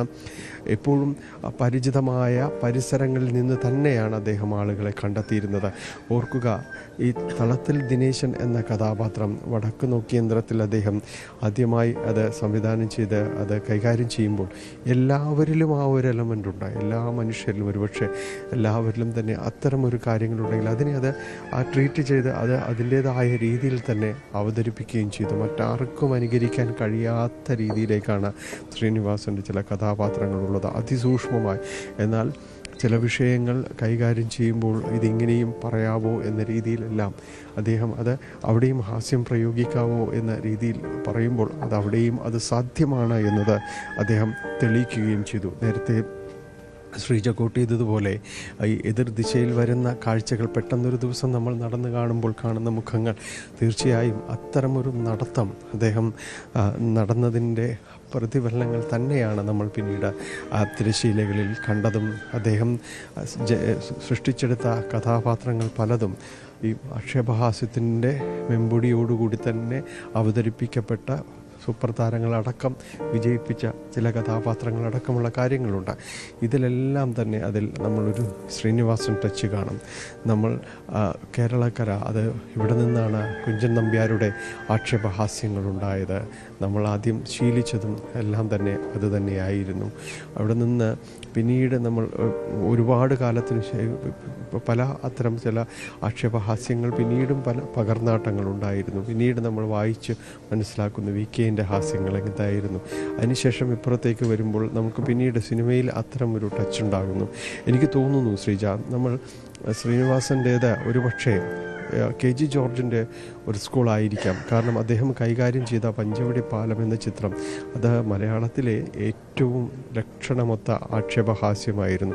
ശ്രീനിവാസൻ്റെയും KG ജോർജിൻ്റെയും എല്ലാ ആക്ഷേപഹാസ്യങ്ങളുടെ ഒരു പ്രത്യേകത, അതിൽ അവതരിപ്പിക്കുന്നവർ അത് അതീവ ഗൗരവതരമായാണ് അത് അവതരിപ്പിച്ചത്. അവരിത് നമ്മളാണ് അത് ഓർക്കുകയും അത് പറഞ്ഞും ആർത്തലച്ച് ചിരിക്കുകയും ചെയ്തത്. കാരണം അത്ര കണ്ട് കൃത്യമായിരുന്നു അതിലെ പ്രയോഗങ്ങളുമെല്ലാം. അത് പഞ്ചവടി പാലത്തിന് ശേഷം പിന്നീട് സന്ദേശത്തിലൂടെ വലിയൊരു ഇടവേളയ്ക്ക് ശേഷം ആവർത്തിക്കപ്പെടുമ്പോൾ പിന്നീട് ഇങ്ങോട്ട് അത്തരമൊരു ചിത്രങ്ങൾ വരുന്നില്ല. നമ്മൾ ആ ലക്ഷണമൊത്ത ആ രണ്ട് ചിത്രങ്ങൾ, അത് രണ്ടും ഒരുപക്ഷെ ഒരു സ്കൂളിൻ്റെ ഒരേ പാറ്റേൺ എന്ന രീതിയിലെല്ലാം തന്നെ പറയാം. അതിൻ്റെ ഒരു ജോണറാണ് ഞാൻ പറഞ്ഞത്. അത് ആ രീതിയിൽ പിന്നീട് കൈകാര്യം ചെയ്യാൻ ആർക്കെങ്കിലും പറ്റിയിട്ടുണ്ടോ, ഇനി ആർക്കെങ്കിലും പറ്റുമോ, അതെല്ലാം ഒരു ചോദ്യമാണ്. ഏതായാലും അത് തന്നെയാണ് അദ്ദേഹത്തെ മറ്റുള്ളവരിൽ നിന്ന് വേറിട്ട് നിൽക്കുന്നത്.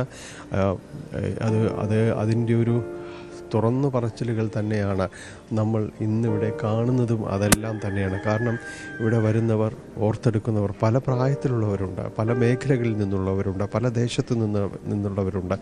ഇവരെല്ലാം അദ്ദേഹത്തെ ഓരോ രീതിയിലാണ് പറഞ്ഞു വയ്ക്കുന്നത്. നമ്മൾ നേരത്തെ സംസാരിച്ചതുപോലെ ഈ പ്രദേശത്തുകാരനായ ചേട്ടൻ പറഞ്ഞത്, അദ്ദേഹം ഇവിടെ വന്നതിന് ശേഷം ഒരു സിനിമാക്കാരൻ നാട്ടിലേക്ക് വരുന്നു എന്നൊരു തോന്നലുണ്ടായിരുന്നു. പക്ഷേ അത്തരം തോന്നലുകളെ അദ്ദേഹം പൊളിച്ചെഴുതുകയായിരുന്നു. കാരണം ഒരിക്കലും അങ്ങനെ ഒരാളായിട്ട് അദ്ദേഹം സംസാരിച്ചിട്ടില്ല. അരനൂറ്റാണ്ട് സിനിമയിൽ സജീവമായ ഒരാളെ പോലെയല്ല ഉദയംപേരൂർക്ക് അദ്ദേഹം ഉണ്ടായിരുന്നത്. അദ്ദേഹം വളരെ സ്വതസിദ്ധമായ തൻ്റെ നാട്ടുമ്പുറത്തുകാരൻ്റെ, പാട്യത്തുകാരൻ്റെ ആ ഒരു നിഷ്കളങ്കത, ഗ്രാമീണത്തിൻ്റെ ഒരു നിഷ്കളങ്കതയോടുകൂടി അദ്ദേഹം സംസാരിച്ചു. അവരുമായി കൂട്ടുകൂടി ഉദയംപേരൂരിലെ ചായക്കടകളിൽ നിന്ന് അദ്ദേഹം ചായ കുടിച്ചു. അദ്ദേഹം വളരെ സാധാരണക്കാരനെ പോലെ അടുത്ത് ഇടപഴകിക്കൊണ്ട് അദ്ദേഹം കടന്നുപോയി.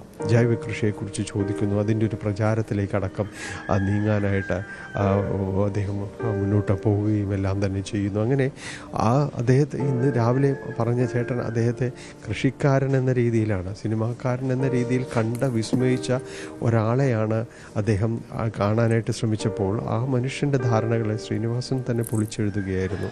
ശ്രീനിവാസൻ അദ്ദേഹത്തിൻ്റെ സുഹൃത്ത്. മലയാളികളുടെ പല ചിന്തകളെ, അല്ലെങ്കിൽ മലയാളികളുടെ മിഥ്യാ അഭിമാനബോധത്തെ, മലയാളികളുടെ പൊള്ളത്തരങ്ങളെയൊക്കെ പൊളിച്ചെഴുതി നമുക്ക് മുന്നിൽ കൊണ്ടുവന്ന് നിർത്തി, ഇതാ നിങ്ങൾ ഇതൊക്കെയാണ് കാണിക്കുന്നതെന്ന് പറഞ്ഞ് നമ്മളെ തന്നെ ചിന്തിപ്പിച്ച് ചിരിപ്പിച്ച് ശ്രീനിവാസൻ അങ്ങനെ പതുക്കെ കടന്നു പോവുകയാണ്.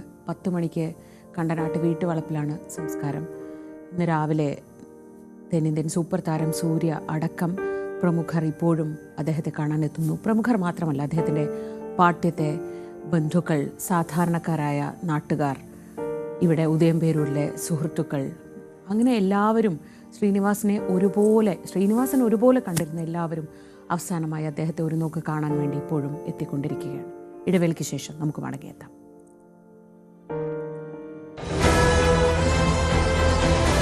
ഇന്നത്തെ മറ്റ് ചില പ്രധാനപ്പെട്ട വാർത്തകളിലേക്ക് കൂടി പോവുകയാണ് നമ്മൾ. തദ്ദേശ സ്വയംഭരണ സ്ഥാപനങ്ങളിലേക്കുള്ള പുതിയ ഭരണസമിതി അംഗങ്ങളുടെ സത്യപ്രതിജ്ഞാ ചടങ്ങ് ഇന്ന് നടക്കും. ജില്ലാ പഞ്ചായത്ത് അംഗങ്ങൾ രാവിലെ 10 മണിക്കും നഗരസഭാ കൗൺസിലർമാർ 11:30 സത്യപ്രതിജ്ഞ ചെയ്ത് ചുമതലയേൽക്കുക. വരുന്ന 26,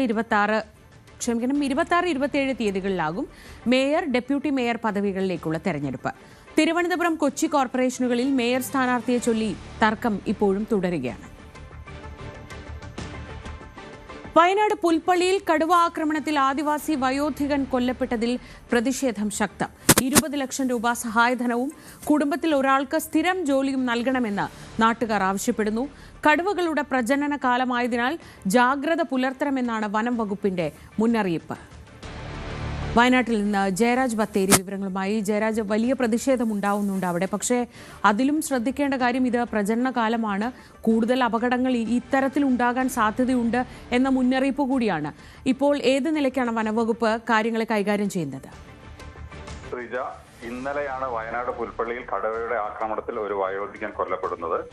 കാപ്പിസെറ്റ് ദേവർഗദ്ദ ഉന്നതിയിലെ മാരൻ എന്ന് വിളിക്കുന്ന കൂമൻ എന്ന 65 വയസ്സുള്ള വയോധികനാണ് വനാതിർത്തിയിൽ വിറക് ശേഖരിക്കുന്നതിനിടെ കടുവ കൊലപ്പെടുത്തിയത്. ഉച്ചയ്ക്ക് 12 മണിയോടെയാണ് സംഭവം. സഹോദരി കുള്ളിക്കൊപ്പം വിറക് ശേഖരിക്കാൻ പോയപ്പോഴാണ് സംഭവം നടക്കുന്നത്. വിറക് ശേഖരിക്കുന്നതിനിടെ കൂമനെ കന്നാരമ്പുഴയോരത്ത് നിന്ന് കടുവ പിടികൂടി കാട്ടിലേക്ക് വലിച്ചഴിച്ചു കൊണ്ടുപോവുകയായിരുന്നു എന്നാണ് പറയപ്പെടുന്നത്. ബഹളം കേട്ട് പ്രദേശവാസികൾ എത്തിയെങ്കിലും കടുവയെ കണ്ടില്ല. തുടർന്ന് വനപാലകർ പരിശോധന നടത്തി. 1 കിലോമീറ്ററോളം അകലെ വനത്തിലാണ് മൃതദേഹം കണ്ടത്. സഹോദരി കുള്ളി ഈ അവസരത്തിൽ ഓടി രക്ഷപ്പെടുന്ന അവസ്ഥയുമാണ് ഉണ്ടായിരുന്നത്. എന്തായാലും മൃതദേഹം ആശുപത്രിയിലേക്ക് മാറ്റിയത് നാട്ടുകാരുടെ എതിർപ്പിനെ തുടർന്ന് മണിക്കൂറുകൾക്ക് ശേഷമാണെന്നതാണ് ഏറ്റവും വലിയൊരു പ്രത്യേകത. പിന്നീട് നാട്ടുകാരുടെയും ജനപ്രതിനിധികളുടെയും നേതൃത്വത്തിൽ നടത്തിയ ചർച്ചയിൽ കുടുംബത്തിന് ആദ്യഘട്ടമായി 10 ലക്ഷം രൂപ നൽകാൻ തീരുമാനിക്കുകയായിരുന്നു. അതോടൊപ്പം തന്നെ മകന് ജോലിയും നൽകും. ഇതിൽ 6 ലക്ഷം രൂപ അടിയന്തര സഹായമായി ഇന്ന് നൽകുമെന്നാണ് നമുക്കറിയാൻ കഴിയുന്നത്. അതോടൊപ്പം തന്നെ കടുവയെ പിടികൂടാൻ കൂട് സ്ഥാപിക്കാനും ധാരണയായിട്ടുണ്ട്. Wildlife warden Varun Dalia, അതുപോലെ തന്നെ തഹസിൽദാർ പ്രശാന്ത്, ഡിവൈഎസ്പി ജോൺസൺ തുടങ്ങിയവർ സ്ഥലത്തെത്തി. അതേസമയം മൃതദേഹം പോസ്റ്റ്മോർട്ടത്തിന് ശേഷം കൊണ്ടുവരുമ്പോൾ 20 ലക്ഷം രൂപ നഷ്ടപരിഹാരമായി നൽകിയില്ലെങ്കിൽ മൃതദേഹം ഏറ്റുവാങ്ങില്ലെന്നാണ് ബന്ധുക്കൾ പറയുന്നത്. ഇപ്പോൾ മൃതദേഹം സുൽത്താൻ ബത്തേരി താലൂക്ക് ആശുപത്രിയിലാണെന്നാണ് അറിയുന്നത്. 9 മണിയോടെ തന്നെ പോസ്റ്റ്മോർട്ടം നടപടികൾ നടക്കും. തുടർന്ന് മൃതദേഹം ഉന്നതിയിലേക്ക് കൊണ്ടുപോകും. എന്നാൽ ബന്ധുക്കൾ മൃതദേഹം ഏറ്റുവാങ്ങില്ല എന്ന് പറഞ്ഞതിനാൽ തന്നെ കലക്ടർ സ്ഥലത്തെത്താനും ബന്ധുക്കളുമായി സംസാരിക്കാനുമുള്ള ഒരു സാധ്യതയുണ്ട്. ഇതിനിടെ നഷ്ടപരിഹാരം കൂടുതൽ നൽകാൻ സർക്കാരിനോട് ശുപാർശ ചെയ്യും എന്ന് വനംവകുപ്പ് ഉറപ്പു നൽകിയതായും ഇപ്പോൾ അറിയുന്നുണ്ട്. ഇതിനിടെ കഴിഞ്ഞ ദിവസങ്ങളിൽ പനമരത്തിറങ്ങിയ കടുവയാണ് ഇതെന്ന് സംശയം പ്രകടിപ്പിച്ചിരുന്നു. എന്നാൽ പ്രാഥമിക കണ്ടെത്തലിൽ ആ കടുവ അല്ലെന്നാണ് അറിയാൻ കഴിയുന്നത്. കൂടുതൽ പരിശോധനകൾ നടത്തേണ്ടതുണ്ട്. എന്തായാലും വയനാടിനെ സംബന്ധിച്ച് നിരവധി മനുഷ്യ ജീവനുകളാണ് കടുവ ആക്രമണത്തിൽ ഇതുവരെ പൊരിഞ്ഞത്. എന്നാൽ ഇതിനൊരു ശാശ്വത പരിഹാരം കാണാൻ ഒരു സർക്കാരിനും ഇതുവരെ കഴിഞ്ഞിട്ടില്ല എന്നതാണ് നാട്ടുകാരെ ഇത്രയേറെ നാട്ടുകാർക്ക് ഇത്രയേറെ പ്രതിഷേധം വരാനുള്ള കാരണം. കാടും നാടും തമ്മിൽ വേർതിരിക്കണമെന്ന ആവശ്യം കടലാസിൽ മാത്രം ഒതുങ്ങുന്ന ഒരു കാഴ്ചയാണ്. ഇപ്പോൾ ശ്രീജ പറഞ്ഞതുപോലെ തന്നെ കടുവകളുടെ പ്രജനന കാലമാണ്. അതിനാൽ തന്നെ ഇണ തേടിയും അതുപോലെ തന്നെ ഇണ ചേരാനുമൊക്കെയായി കടുവകൾ തിരിഞ്ഞു നടക്കാനുള്ള ഒരു സാധ്യതയുണ്ട്. നവംബർ മുതൽ ഏപ്രിൽ മാസം വരെയാണ് ഈ പ്രജനന കാലം എന്നാണ് പറയുന്നത്. ഈ സമയത്ത് ദൂര സ്ഥലങ്ങളിലേക്ക് കടുവ സഞ്ചരിക്കാനുള്ള ഒരു സാധ്യതയും കൂടുതലാണ്. എന്തായാലും വന്യമൃഗങ്ങൾ നാട്ടിലിറങ്ങാതിരിക്കാനുള്ള ശാശ്വത പരിഹാരമാണ് വേണ്ടത്. ഇല്ലെങ്കിൽ ഇനിയും ഇത്തരം മനുഷ്യജീവനുകൾ പൊലിയാൻ സാധ്യത കൂടുതലാണ്. ശ്രീജ, ശരി. ജയരാജാണ് വിവരങ്ങൾ നൽകിയത് വയനാട്ടിൽ നിന്ന്. കാസർഗോഡ് ഇരിയണ്ണിയിൽ ആശങ്ക ഉയർത്തി വീണ്ടും പുലിയിറങ്ങി. വളർത്തുപട്ടിയെ കടിച്ചുകൊണ്ടുപോകുന്ന ദൃശ്യം CCTVയിൽ പതിഞ്ഞു. ഇരിയണ്ണി കുണിയേരിയിലാണ് സംഭവം. വെള്ളാട്ട് നാരായണന്റെയും ഓമനയുടെയും വീട്ടിലെ വളർത്തുനായയാണ് പുലി കടിച്ചുകൊണ്ടുപോയത്. പുലിയെ കണ്ട് നായ കുരയ്ക്കുന്നതും പിന്നീട് പുലി പിടിച്ചുകൊണ്ടുപോകുന്നതും ദൃശ്യങ്ങളിൽ കാണാം. പട്ടിയെ പുലി പിടികൂടുന്നത് ഇവരുടെ വീട്ടിലെ CCTVയിലാണ് പതിഞ്ഞത്. സംഭവത്തെ തുടർന്ന് വിവരം വനം വകുപ്പ് അധികൃതരെ അറിയിച്ചിട്ടുണ്ട്. അടുത്ത കാലത്തായി പുലി ഭീഷണിയുള്ള പ്രദേശമാണ് മൂളിയാർ പഞ്ചായത്തിലെ ഇരിയണ്ണി. വീണ്ടും പുലി എത്തിയതോടെ ജനങ്ങൾ ഇവിടെ വലിയ ആശങ്കയിലാണ്. മണ്ണാർക്കാട് പാലക്കയത്ത് പുലി കെണിയിൽ കുടുങ്ങി. പാലക്കയം വാക്കോടുള്ള റബ്ബർ തോട്ടത്തിൽ വനംവകുപ്പ് സ്ഥാപിച്ച കൂട്ടിലാണ് ഇന്നലെ രാത്രി 9:30 പുലി കുടുങ്ങിയത്. കഴിഞ്ഞ മാസം പുലിയെ കണ്ടതായി സ്ഥിരീകരിച്ചതിനെ തുടർന്നാണ് പ്രദേശത്ത് കൂട് സ്ഥാപിച്ചത്.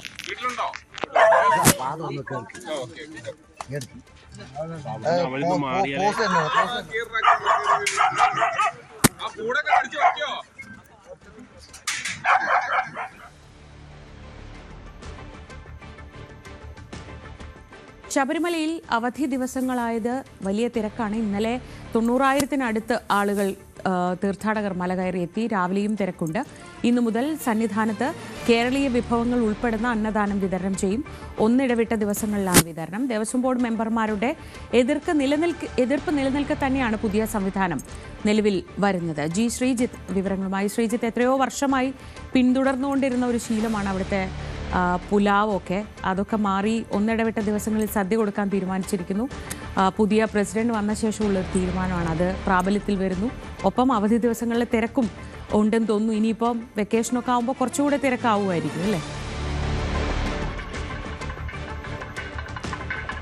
ശ്രീജ, സാധാരണ അവധി ദിവസങ്ങളിൽ ഇവിടെ തിരക്കില്ല എന്നുള്ളതായിരുന്നു. ഇന്നിപ്പോൾ തിരക്കുണ്ട് എന്നുള്ളതാണ് പുതിയ വാർത്ത. സാധാരണ കഴിഞ്ഞ ദിവസങ്ങളിലൊക്കെ തന്നെയും തിരക്കുണ്ടായിരുന്നില്ല. അതായത് ശനി ഞായർ ദിവസങ്ങളിലായിരുന്നു ഇവിടെ ഏറ്റവും തിരക്ക് കുറവ്. അതേതാണ്ട് 60,000-ലേക്കോ 63,000-ലേക്കോ 70,000-ലേക്കോ ഒക്കെ എത്തുന്ന ഒരു സാഹചര്യമായിരുന്നു ഉണ്ടായിരുന്നത്. അതിപ്പോൾ മാറിയിരിക്കുന്നു എന്നുള്ളതാണ്. ഇന്നലെ ശനിയാഴ്ച ഏതാണ്ട് 90,000-നടുത്ത് ഭക്തർ ദർശനത്തിനെത്തി. ഇന്ന് രാവിലെയും തിരക്ക് തുടരുകയാണ്. കഴിഞ്ഞ ദിവസങ്ങളിലൊക്കെ പോലെ തന്നെ രാവിലെയുള്ള തിരക്ക് ഇന്നും തുടരുന്ന സാഹചര്യമുള്ളത്. എന്തായാലും ഇന്നത്തെ സംബന്ധിച്ച് ഈ പ്രധാനപ്പെട്ട കാര്യം ഈ സദ്യ എന്നുള്ളത് തന്നെയാണ്. അത് ദേവസ്വം ബോർഡ് മെമ്പർമാർ CPM-ന്റെ PD സന്തോഷ് കുമാർ, ഒപ്പം തന്നെ K രാജു CPI-യുടെ മെമ്പർ, ഈ രണ്ടു പേരും എതിർപ്പ് അറിയിച്ചിട്ടുണ്ട്. അത് സദ്യ കൊടുക്കുന്നതിലുള്ള എതിർപ്പല്ല, പകരം നിയമപരമായ നടപടിക്രമങ്ങൾ പൂർത്തിയായില്ലെങ്കിൽ ചിലപ്പോൾ അത് ഭാവിയിൽ അത് കേസൊക്കെ ആകാനുള്ള സാധ്യതയുണ്ട്. പ്രത്യേകിച്ച് സ്പോൺസർമാരെ കണ്ടെത്തിയാണ് സദ്യ നൽകുന്ന രീതിയുള്ളത്. അതുകൊണ്ട് തന്നെ അത് ശരിയല്ല എന്ന നിലപാടാണ് അവർ എടുത്തിട്ടുള്ളത്. നിലവിൽ ദേവസ്വം ബോർഡ് ഉത്തരവ് ഇക്കാര്യത്തിൽ ഇറങ്ങിയിട്ടില്ല. അതിനും കാരണം ഈ നിയമവകുപ്പിന് നിയമോപദേശം ചോദിച്ചുകൊണ്ടുള്ള ഈ ദേവസ്വം ബോർഡിൻ്റെ കത്ത് അവിടെ നിൽക്കുകയാണ്, ഫയൽ അവിടെ നിൽക്കുകയാണ്. അത് പൂർത്തിയായ ശേഷമായിരിക്കും ഇത് സംബന്ധിച്ചൊരു അവസാനവട്ട തീരുമാനം, ഉത്തരവിറങ്ങുക. എന്തായാലും ഉത്തരവിറങ്ങാതെയാണ് ഇന്നിപ്പോൾ സദ്യ നൽകുന്നത്. കാരണം നേരത്തെ തന്നെ പ്രഖ്യാപിച്ചിരുന്നതാണ് ഇന്നു മുതൽ സദ്യ ഉണ്ടാകും എന്ന് ദേവസ്വം ബോർഡ് പ്രസിഡന്റ് തന്നെ പ്രഖ്യാപിച്ചിരുന്നതാണ്. അതുകൊണ്ട് തന്നെയാണ് അങ്ങനൊരു നടപടിയിലേക്ക് കാര്യങ്ങൾ പോയത് എന്നുള്ളതാണ് നമുക്ക് കാണാൻ സാധിച്ചത്. ഏതായാലും ഉച്ചയ്ക്ക് ഉണ്ടാകും, സദ്യ ഉണ്ടാകും എന്നുള്ളതാണ് ഏറ്റവും ഒടുവിൽ നമുക്ക് അറിയാൻ കഴിയുന്ന വിവരം. ഔദ്യോഗികമായി ഇതുകൊണ്ട് തന്നെ ഉത്തരവിറങ്ങാത്തതുകൊണ്ട് ഒരു വാർത്താക്കുറിപ്പുകളോ കാര്യങ്ങളോ ഒന്നും ഉണ്ടായിട്ടില്ല. കഴിഞ്ഞ ദിവസം ഇവിടെ എത്തിയ ദേവസ്വം ബോർഡ് പ്രസിഡന്റ് തന്നെ ഇക്കാര്യങ്ങൾ വിശദീകരിക്കുകയും ചെയ്തതാണ്. എന്തായാലും ഏതാണ്ട് ഇനി വളരെ കുറച്ച് ദിവസങ്ങളേ ഉള്ളൂ. ഇനിയുള്ള ദിവസങ്ങളിൽ തിരക്ക് കൂടും എന്ന കാര്യത്തിൽ യാതൊരു സംശയവുമില്ല. ഈ അന്നദാനം എന്ന് പറയുമ്പോൾ ഇവിടെ എത്തുന്ന ഭൂരിപക്ഷം ആളുകളും കഴിക്കുന്ന ഒന്നാണ്. ഈ ഒന്നിടവിട്ട ദിവസങ്ങളാണ് നേരത്തെ ശ്രീജ ചൂണ്ടിക്കാണിച്ച പോലെ ഒരു ദിവസം പുലാവാണെങ്കിൽ ഒരു ദിവസം ഇതേപോലെ കേരളീയ ഭക്ഷണങ്ങൾ അടങ്ങിയ ഊണ് എന്നതാണ്, പായസം ഉൾപ്പെടെ ഉണ്ടാകുമെന്നാണ് അറിയിച്ചിരുന്നത് നേരത്തെ.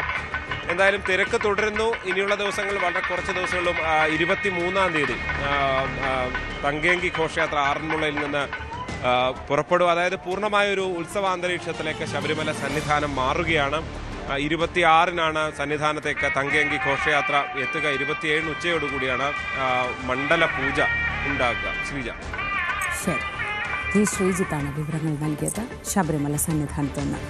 അച്ചൻകോവിലിൽ നിന്ന് വന്ന് കല്ലേലി കോന്നി വഴി ശബരിമലയിലേക്ക് കാൽനടയായി പോയ തമിഴ്നാട്ടിൽ നിന്നുള്ള 24 അയ്യപ്പ ഭക്തർ കല്ലേലി വനത്തിനുള്ളിൽ വഴിതെറ്റി കുടുങ്ങിക്കിടക്കുന്നതായി സൂചന. വനത്തിനുള്ളിലെ അരുവിയോട് ചേർന്നുള്ള പാറപ്പുറത്ത് കയറി സുരക്ഷിത ഇടം പിടിച്ചിരിക്കുകയാണ് അയ്യപ്പ ഭക്തർ എന്നാണ് വിവരം. പോലീസും വനംവകുപ്പും വിവരങ്ങൾ ശേഖരിച്ച് അയ്യപ്പ ഭക്തരെ അവിടെ നിന്ന് രക്ഷപ്പെടുത്താനുള്ള ശ്രമങ്ങൾ തുടരുകയാണ്. ഒരിടവേള കൂടി.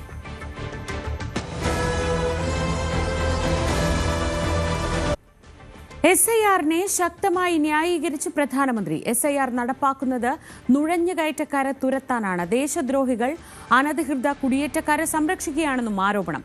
കോൺഗ്രസിന്റെ പല തെറ്റുകളും തിരുത്തുകയാണ് താൻ ചെയ്യുന്നതെന്നും നരേന്ദ്രമോദി പറഞ്ഞു. രഞ്ജിത്ത് രാമചന്ദ്രൻ വിവരങ്ങളുമായി. രഞ്ജിത്ത്, SIR-ൽ ഒരുപക്ഷെ ഇത്രയേറെ വിമർശനങ്ങൾ ഉയർന്ന ശേഷം പ്രധാനമന്ത്രിയുടെ ഒരു വിശദീകരണം ആദ്യമായിട്ടാണ്.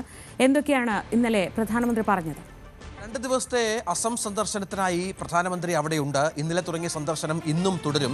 നമുക്കറിയാം അസമാണ് SIRമായി ബന്ധപ്പെട്ട് നിരവധി പേർ വോട്ടർ പട്ടികയിൽ നിന്ന് മറ്റും പുറത്തു പോകാൻ പോകുന്ന ഒരു സംസ്ഥാനം. കാരണം അനധികൃത കുടിയേറ്റക്കാർ ധാരാളമുള്ള ഒരു സംസ്ഥാനമാണ് അസം എന്ന് അവിടുത്തെ മുഖ്യമന്ത്രി തന്നെ പലപ്പോഴും പറഞ്ഞ പശ്ചാത്തലമുണ്ട്. അതിനിടയിലാണ് അസമിലെത്തി SIRനെ ശക്തമായി ന്യായീകരിച്ച് പ്രധാനമന്ത്രി രംഗത്ത് വരുന്നത് എന്നുള്ളത് ഏറ്റവും ശ്രദ്ധേയമാണ്. ശ്രീജ, പ്രധാനമായും കോൺഗ്രസ് ചെയ്ത ചില തെറ്റുകൾ താൻ തിരുത്തുകയാണ് ചെയ്യുന്നതെന്നാണ് അസമിലെ റാലിയെ അഭിസംബോധന ചെയ്തുകൊണ്ട് പ്രധാനമന്ത്രി പറഞ്ഞത്. അനധികൃത നുഴഞ്ഞുകയറ്റക്കാരെ പൂർണ്ണമായും തുരത്തുക എന്നുള്ളത് തൻ്റെ ധർമ്മമാണ്. താൻ രാജ്യത്തിനു വേണ്ടി അതെങ്കിലും ചെയ്യണം എന്നാണ് പ്രധാനമന്ത്രി പറഞ്ഞത്. ദേശദ്രോഹികൾ അവർക്ക് സംരക്ഷണം നൽകുകയാണ്, അതായത് അനധികൃത കുടിയേറ്റക്കാർക്ക് ദേശദ്രോഹികൾ സംരക്ഷണം നൽകുകയാണ് എന്ന് പ്രധാനമന്ത്രി പറഞ്ഞു.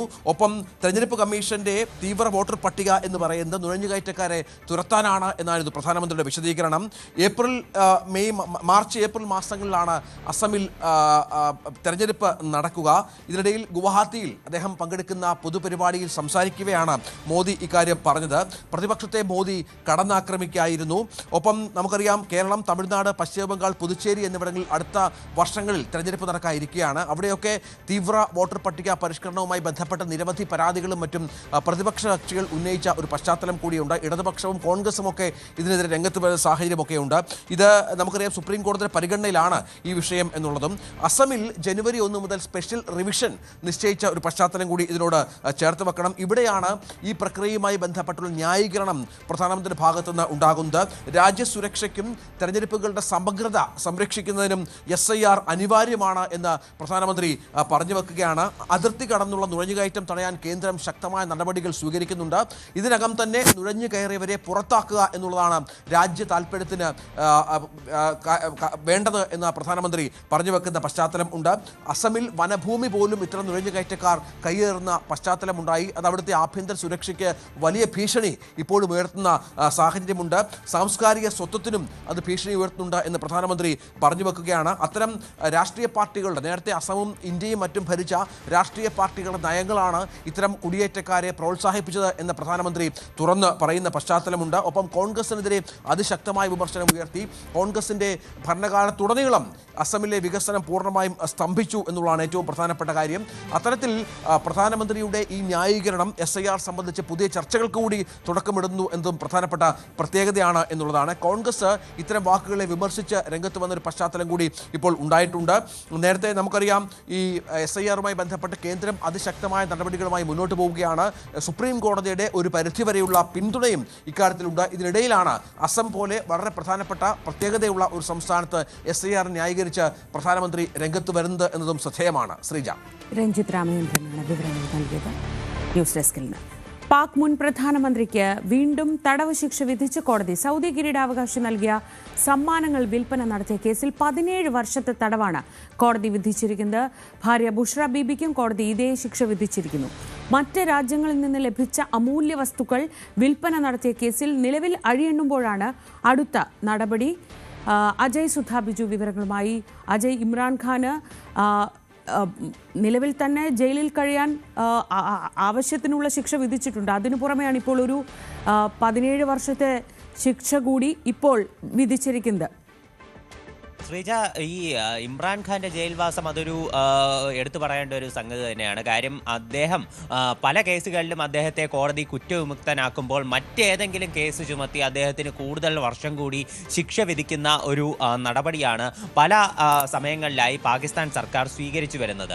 ഇത് പാകിസ്ഥാൻ സർക്കാരും പിന്നെ സൈന്യവും ഒന്നിച്ച് നടത്തുന്ന, അവരുടെ ഒത്തുകളിയോടെ നടക്കുന്ന ഒരു കാര്യമാണെന്ന് ഇമ്രാൻഖാൻ ഇതിനു മുൻപേ തന്നെ ആരോപിച്ചിരുന്നു. ഇപ്പോൾ കഴിഞ്ഞ ദിവസമാണ് കോടതി ഇത്തരത്തിൽ ഇമ്രാൻഖാൻ്റെ ഒരു കേസുമായി ബന്ധപ്പെട്ട്, അതായത് സൗദി രാജാവ് നൽകിയ വിലപിടിപ്പുള്ള സ്വർണ്ണാഭരണങ്ങൾ, അതുപോലെ തന്നെ വാച്ചുകൾ എല്ലാം അടങ്ങുന്ന ബൾഗാരി ഡയമണ്ട് സെറ്റ്, ഇത് വില കുറച്ച്, ഇതിൻ്റെ പേരിൽ ഇത് അവിടെ നിന്ന് ഈ പാകിസ്ഥാനിലെ ഖജനാവിൽ നിന്ന് വളരെ തുച്ഛമായ വിലയിൽ വാങ്ങി അന്താരാഷ്ട്ര മാർക്കറ്റിൽ കൂടിയ വിലയ്ക്ക് വിറ്റ് കോടികൾ സമ്പാദിച്ചു എന്നുള്ള നിലയ്ക്കാണ് ഇപ്പോൾ അടുത്ത് വീണ്ടും ഒരു 17 വർഷം കൂടി ശിക്ഷ വിധിക്കുന്നത്. ഇതിനു മുൻപേ തന്നെ ഈ ഒരു തോഷഖാന കേസുമായി ബന്ധപ്പെട്ട് നിരവധി വർഷം ഇമ്രാൻഖാനെ ശിക്ഷിച്ചിരുന്നു. ഇതിനു പുറമെ മറ്റ് അഴിമതി കേസുകളെല്ലാം ഇദ്ദേഹത്തിനെതിരെ ഉണ്ട്. ഇമ്രാൻഖാനും അദ്ദേഹത്തിൻ്റെ ഭാര്യയായിട്ടുള്ള ബുഷ്ര ബീവിക്കെതിരെയുമാണ് നിലവിൽ നടപടി സ്വീകരിച്ചിട്ടുള്ളത്. 2021 സൗദി രാജാവ് ഇത്തരത്തിൽ ഈ ആഭരണങ്ങളും പിന്നെ വാച്ചുകളും അടങ്ങിയ വിലപിടിപ്പുള്ള ബൾഗാരി സെറ്റ് ഇമ്രാൻഖാന് നൽകുന്നത്. അപ്പോൾ ഇത് അന്താരാഷ്ട്ര മാർക്കറ്റിൽ ഏതാണ്ട് $80 ബില്യൺ വിലമതിക്കുന്ന ആഭരണങ്ങളും പിന്നെ വാച്ചുകളും എല്ലാമായിരുന്നു. ഇത് ഈ പറയുന്ന ഈ പാകിസ്ഥാന്റെ ഖജനാവിൽ നിന്ന് ഏറെക്കുറെ ഈ 80 മില്യൺ വിലയുള്ള സാധനങ്ങൾ വെറും 2.9 മില്യൺ മാത്രം നൽകി ഇമ്രാൻഖാൻ സ്വന്തമാക്കുകയും അത് അന്താരാഷ്ട്ര മാർക്കറ്റിൽ കൂടുതൽ വിലയ്ക്ക് മറിച്ചു വിൽക്കുകയും ചെയ്തു എന്നുള്ളതാണ് നിലവിലുള്ള ആരോപണം. ഇത് പാകിസ്ഥാനിലുള്ള ഈ സംവിധാനം അനുസരിച്ച് പാകിസ്ഥാനിലുള്ള ഭരണാധികാരിക്ക് ലഭിക്കുന്ന സമ്മാനങ്ങൾ അത് പാകിസ്ഥാനിലുള്ള ഖജനാവിലായിരിക്കും സൂക്ഷിക്കുക. ഈ ഖജനാവിന് തോഷഖാന എന്നാണ് പറയുന്നത്. ഇത് അവിടുത്തെ ക്യാബിനറ്റ് ഡിവിഷന് കീഴിലുള്ള ഒന്നാണ് ഈ തോഷഖാന. അപ്പോൾ ഇവിടെ നിന്ന് ഈ ഭരണാധികാരികൾക്ക് അതിൻ്റെ ഒറിജിനൽ വിലയുടെ നിശ്ചിത ശതമാനം നൽകി സ്വന്തമാക്കാൻ സാധിക്കും അവർക്ക് വേണമെങ്കിൽ. എന്നാൽ ഇത് ഇമ്രാൻഖാൻ അതിൻ്റെ അന്താരാഷ്ട്ര മാർക്കറ്റിലുള്ള വില വളരെ ചെറുതാണെന്ന് കുറച്ച് കാണിച്ച് ഇത് സ്വന്തമാക്കുകയായിരുന്നു എന്നാണ് നിലവിലുള്ള ആരോപണം. ഇതുമായി ബന്ധപ്പെട്ട പല കേസുകളും അദ്ദേഹത്തിനെതിരെ ഉണ്ടായിരുന്നു. ഇത് അദ്ദേഹത്തിൻ്റെ PTI പാർട്ടിയെയും വളരെയധികം പിടിച്ചുകുലുക്കിയ ഒരു കേസാണ് തോഷഖാന കേസ് എന്ന് പറയുന്നത്. നിലവിൽ പല കേസുകളിലും ഈ തോഷഖാനയിൽ നടത്തിയ അഴിമതിയുമായി ബന്ധപ്പെട്ട പല കേസുകളിലും അദ്ദേഹം ശിക്ഷിക്കപ്പെട്ടിരുന്നു. ഇപ്പോൾ ഏറ്റവും പുതിയ കേസാണ് നിലവിൽ സൗദി രാജാവ് നൽകിയ ആഭരണങ്ങളുമായി ബന്ധപ്പെട്ട് വന്നിരിക്കുന്നത്. ശരി, അജയ് സുധാ ബിജുവാണ് വിവരങ്ങൾ നൽകിയത്. ബംഗ്ലാദേശിൽ ഹിന്ദു യുവാവിനെ തീവെച്ചു കൊന്ന സംഭവത്തിൽ 10 പേർ അറസ്റ്റിൽ. കുറ്റക്കാരെ എല്ലാവരെയും ശിക്ഷിക്കുമെന്ന് ചീഫ് അഡ്വൈസർ മുഹമ്മദ് യൂനസ് വ്യക്തമാക്കി. അതേസമയം ഷെരീഫ് ഉസ്മാൻ ഹാദിയുടെ കൊലയാളി ഇന്ത്യയിലേക്ക് കടന്നുവെന്നാണ് ബംഗ്ലാദേശ് പോലീസിന്റെ ആരോപണം. നിലവിലെ സാഹചര്യങ്ങൾ ബംഗ്ലാദേശിന്റെയും ഇന്ത്യയുടെയും നയതന്ത്ര പ്രതിനിധികൾ വിലയിരുത്തും. അജയ് തന്നെ വിവരങ്ങൾ നൽകും. അജയ്, കൂടുതൽ വഷളാവുന്ന സാഹചര്യത്തിലേക്കാണ് കാര്യങ്ങൾ പോകുന്നത്. പ്രതിഷേധക്കാർ വലിയ രീതിയിൽ ഇന്ത്യ വിരുദ്ധ മുദ്രാവാക്യങ്ങൾ മുഴക്കുന്നത് അടക്കമുള്ള കാര്യങ്ങളിലേക്ക് കടന്നിട്ടുണ്ട്. നേരത്തെ തന്നെ ഷെയ്ഖ് ഹസീനയുടെ കാര്യത്തിൽ പ്രശ്നങ്ങളുണ്ട്. അതിനു പുറമെയാണ് ഇപ്പോൾ ഈ ഹാദിയുടെ കൊലയാളികൾ ഇന്ത്യയിലേക്ക് കടന്നു എന്ന ആരോപണം കൂടി ഉയരുന്നത്. എങ്ങനെയാണ് ഇരു രാജ്യങ്ങളും ഇപ്പോഴത്തെ സ്ഥിതിയെ വിലയിരുത്തുന്നത്? ഒപ്പം ഈ പ്രക്ഷോഭത്തിനിടെയാണ് ഹിന്ദു യുവാവിൻ്റെ കൊലപാതകം സംഭവിക്കുന്നത്. അതുമായി ബന്ധപ്പെട്ട വിവരങ്ങൾ എന്തൊക്കെയാണ്? ശ്രീജ, ഈ ബംഗ്ലാദേശിൽ ഇപ്പോൾ അടുത്തിടെ വളരെ വലിയ രീതിയിൽ അവിടെ തീവ്രവാദവും അതുപോലെ തന്നെ ഈ എക്സ്ട്രീമിസവും എല്ലാം വളർന്നുകൊണ്ടിരിക്കുകയാണ്. അതിൻ്റെ ഏറ്റവും വലിയ പ്രാസംഗികൻ തന്നെയായിരുന്നു ഈ ഇപ്പോൾ അടുത്തിടെ മരണപ്പെട്ട ഈ ഷെരീഫ് ഉസ്മാൻ ഹാദി എന്ന് പറയുന്നത്. അദ്ദേഹത്തിൻ്റെ ഇന്ത്യ വിരുദ്ധ പ്രസംഗങ്ങളും അതുപോലെ തന്നെ തീവ്ര നിലപാടുകളും അതുപോലെ തന്നെ ഈ മുസ്ലിം മതസ്പർദ്ധ ഈ ഒരു മുസ്ലിങ്ങൾക്കിടയിൽ മതസ്പർദ്ധ വളർത്തുന്ന രീതിയിലുള്ള വാക്കുകളും എല്ലാം അദ്ദേഹം പൊതുവേദിയിൽ ഉന്നയിച്ചിരുന്നു. അദ്ദേഹത്തിനൊരു സ്റ്റേറ്റ് സ്പോൺസേർഡ് സംസ്കാരം തന്നെയാണ് കഴിഞ്ഞ ദിവസം നടത്തുകയുണ്ടായിരുന്നത്. ബംഗ്ലാദേശിൻ്റെ ഇപ്പോൾ ഇടക്കാല സർക്കാരിൻ്റെ മുഹമ്മദ് യൂനിസ് സർക്കാരിൻ്റെ മുൻനിരയിലുള്ള ഭരണാധികാരികൾ എല്ലാവരും മുഹമ്മദ് യൂനിസ് തന്നെ നേരിട്ടെത്തിയാണ് ഈ ഒരു സംസ്കാര ചടങ്ങിന് നേതൃത്വം നൽകുന്ന ഒരു കാര്യമെല്ലാം ഉണ്ടായത്. അപ്പോൾ ഇത്തരത്തിൽ സ്റ്റേറ്റ് സ്പോൺസേർഡായിട്ട് ഈ മത തീവ്രവാദവും വർഗീയതയും ഇന്ത്യ വിരുദ്ധതയും എല്ലാം പറയുന്ന ഒരു നേതാവിന് സ്റ്റേറ്റ് സ്പോൺസേർഡായിട്ടുള്ള ഒരു സംസ്കാര ചടങ്ങ് തന്നെ കഴിഞ്ഞ ദിവസം ഈ ധാക്ക യൂണിവേഴ്സിറ്റിക്ക് സമീപം നൽകിയിരുന്നു. 10,000-കണക്കിന് ആളുകളാണ് ഈ സംസ്കാര ചടങ്ങിന് ഒഴുകിയെത്തിയത്. അപ്പോൾ ഈ സംസ്കാരവുമായി ബന്ധപ്പെട്ട് നിലവിൽ ഈ ഒരു പ്രക്ഷോഭങ്ങളും കലാപങ്ങളും നിലവിൽ ഒന്ന് അടങ്ങി നിൽക്കുകയാണെങ്കിലും ഏത് നിമിഷം തന്നെ അത് പൊട്ടിപ്പുറപ്പെടാനുള്ള എല്ലാവിധ സാഹചര്യങ്ങളും നിലവിലുണ്ട്. ഇപ്പോൾ നേരത്തെ ഇപ്പോൾ ഈ കലാപങ്ങളുമായി ബന്ധപ്പെട്ട് ആദ്യം തന്നെ വന്ന, അതായത് ബംഗ്ലാദേശിന് വളരെ വലിയൊരു നാണക്കേടായ ഒരു സംഭവം തന്നെയായിരുന്നു അവിടെ ഒരു ഹിന്ദു യുവാവിനെ തീവെച്ച് കൊന്ന സംഭവം എന്ന് പറയുന്നത്. ദീപു ചന്ദ്രദാസ് എന്ന് പറയുന്ന 25 വയസ്സുള്ള ഒരു യുവാവാണ് ഇത്തരത്തിൽ കൊല്ലപ്പെട്ടത്. അദ്ദേഹത്തിൻ്റെ കൊലയാളികളായിട്ടുള്ള 10 പേരെ നിലവിൽ അറസ്റ്റ് ചെയ്തിട്ടുണ്ടെന്ന് ബംഗ്ലാദേശിലുള്ള ഈ ഇടക്കാല സർക്കാർ അറിയിച്ചിട്ടുണ്ട്. 7 പേരെ ബംഗ്ലാദേശിലുള്ള റാപ്പിഡ് ബറ്റാലിയൻ ഫോഴ്സ് അറസ്റ്റ് ചെയ്യുകയും 3 പേരെ ബംഗ്ലാദേശി പോലീസ് അറസ്റ്റ് ചെയ്യുകയുമാണ് ചെയ്തിട്ടുള്ളത്. ഇത്തരത്തിൽ 10 പേർ മൊത്തത്തിൽ എളുപ്പത്തിൽ ഈ സംഭവവുമായി ബന്ധപ്പെട്ട് പിടിയിലായിട്ടുണ്ട്. എന്നാൽ കൂടുതൽ പേർ ഈ കുറ്റകൃത്യത്തിൽ ഏർപ്പെട്ടിട്ടുണ്ടെന്നാണ് വിലയിരുത്തുന്നത്. മറ്റുള്ളവർക്കായി അന്വേഷണം തുടരുന്നതായി ബംഗ്ലാദേശിന്റെ ഇടക്കാല സർക്കാർ അറിയിച്ചിട്ടുണ്ട്. കുറ്റവാളികളെ എല്ലാവരെയും നിയമത്തിന് മുന്നിൽ കൊണ്ടുവരുമെന്നാണ് അവർ അറിയിക്കുകയും ചെയ്തിട്ടുള്ളത്. അതുമായി ബന്ധപ്പെട്ട് തന്നെ മറ്റൊരു കാര്യമുള്ളത്, ഇപ്പോൾ നേരത്തെ പറഞ്ഞ ഈ പറയുന്ന ഷെരീഫ് ഉസ്മാൻ ഖാദി, അദ്ദേഹത്തിന്റെ കൊലയാളികൾ സിംഗപ്പൂരിൽ അയാളെ മുഖംമൂടി ധരിച്ച് വെടിവെച്ച് കൊന്ന ആളുകൾ ഇന്ത്യയിലേക്ക് കടന്നു എന്നാണ് ബംഗ്ലാദേശ് പോലീസ് നിലവിൽ അവകാശപ്പെടുന്നത്. എന്നാൽ ഇതുമായി ബന്ധപ്പെട്ട തെളിവുകളൊന്നും അവർ പുറത്തുവിട്ടിട്ടില്ല. കൊലയാളിയുടെ മറ്റു വിവരങ്ങളൊന്നും അവർ പുറത്തുവിട്ടിട്ടില്ല. അവർ ഒരു വാർത്താക്കുറിപ്പിൽ അറിയിച്ചിട്ടുള്ളത് കൊലപാതകയെ തിരിച്ചറിഞ്ഞു കഴിഞ്ഞു, അയാൾ ഇന്ത്യയിലേക്ക് കടന്നതായിട്ടാണ് ആരോപണം എന്നുള്ളത്. എന്നാൽ ഇത് സ്ഥിരീകരിക്കാനാകുന്ന ഒരു വസ്തുതയല്ല. ബംഗ്ലാദേശിന്റെ ഇന്ത്യ വിരുദ്ധ പ്രസംഗങ്ങളിൽ അവർക്ക് പുതിയൊരു അധ്യായം കൂടി മാത്രമാണ് ഈ ഇന്ത്യയിലേക്ക് കടന്നെന്നുള്ള ആരോപണം എന്ന് മാത്രമാണ് ഇപ്പോൾ നിലവിലെ സാഹചര്യത്തിൽ പറയാനുള്ളത്. നൽകിയത് ന്യൂസ് ഡെസ്കിൽ നിന്ന്. സിനിമാ പ്രേമികൾക്ക് ഒരിക്കലും മറക്കാനാവാത്തൊരു ചിത്രമാണ് ബോംബെ. ഇത്ര വർഷങ്ങൾക്കിപ്പുറവും നമ്മുടെയൊക്കെ മനസ്സിൽ അതിലെ ഓരോ ഫ്രെയിമും ഉണ്ട്. ആ ഫ്രെയിമുകളെ അതിമനോഹരമാക്കിയത് കേരളത്തിലെ ചില ഭാഗങ്ങൾ കൂടിയാണ്. ആ സിനിമയുടെ ഓർമ്മകളുമായി അണിയറ പ്രവർത്തകർ ബേക്കൽ കോട്ടയിലെത്തി. 30 വർഷങ്ങൾക്ക് ശേഷമാണ് ചിത്രത്തിൻ്റെ അണിയറ പ്രവർത്തകരായ മണിരത്നവും മനീഷ കൊയ്രാളിയും രാജീവ് മേനോനും അതേ ലൊക്കേഷനിലെത്തിയത്. മന്ത്രി മുഹമ്മദ് റിയാസിനോടൊപ്പമാണ് സംഘം ബേക്കൽ കോട്ടയിലെത്തിയത്. 3 പതിറ്റാണ്ട് മുൻപ് ബോംബെ എന്ന സൂപ്പർ ഹിറ്റ് ചിത്രത്തിൽ ഷൈല ബാനുവായി പകർന്നാടിയ കോട്ടകൊത്തളങ്ങളിൽ മനീഷ കൊയ്രാള വീണ്ടും എത്തി. അഭിനയകാലത്തിന്റെ ഓർമ്മ പുതുക്കലായി മാറി ഈ സന്ദർശനം.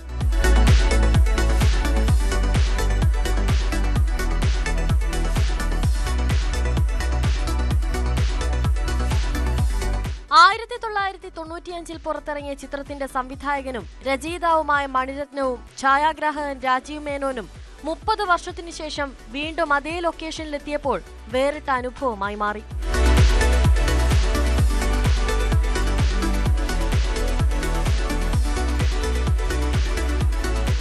സിനിമയിലെ നായകനായ അരവിന്ദ് സ്വാമിയെയും ബേക്കലിലെത്തിക്കാൻ ടൂറിസം വകുപ്പ് ശ്രമിച്ചെങ്കിലും തിരക്ക് കാരണം നടന്നില്ല. ഇവരുടെ സംഗമത്തോടെ ബേക്കലിനെ സിനി ടൂറിസം കേന്ദ്രമാക്കുന്നതിന്റെ സാധ്യതകളും ഏറി. ഇക്കാര്യത്തിൽ തീരുമാനമെടുക്കാനാണ് ടൂറിസം മന്ത്രി PA മുഹമ്മദ് റിയാസും സംഘത്തോടൊപ്പം ബേക്കലിലെത്തിയത്.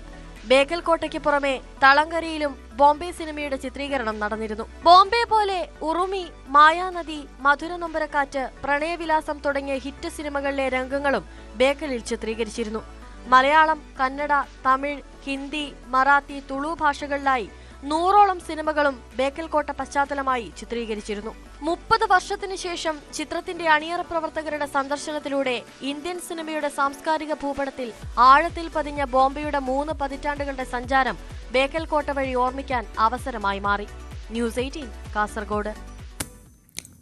ക്രിസ്തുമസിന് ഇനി ദിവസങ്ങൾ മാത്രമേ ബാക്കിയുള്ളൂ. സ്കൂളിലെ ആഘോഷത്തിന്റെ ഭാഗമായി കുരുന്നുകളുടെ ചില കാഴ്ചകളാണ് ഇന്ന് നമ്മൾ കാണാൻ പോകുന്നത്. സാന്റാക്ലോസും കലാപരിപാടികളും കേക്ക് മുറിക്കലും ഒക്കെയായി പട്ടാമ്പി GMLP സ്കൂളിൽ നടന്ന ക്രിസ്തുമസ് ആഘോഷത്തിന്റെ കാഴ്ചകൾ കാണാം.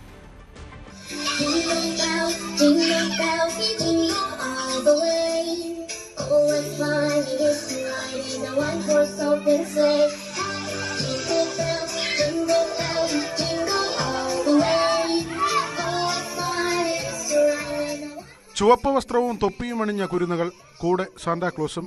പുൽക്കൂടും അലങ്കരിച്ച ട്രീയുമൊക്കെയായി പട്ടാമ്പി GMLP സ്കൂളിൽ സംഘടിപ്പിച്ച ക്രിസ്മസ് ആഘോഷമാണ് ആവേശമായത്.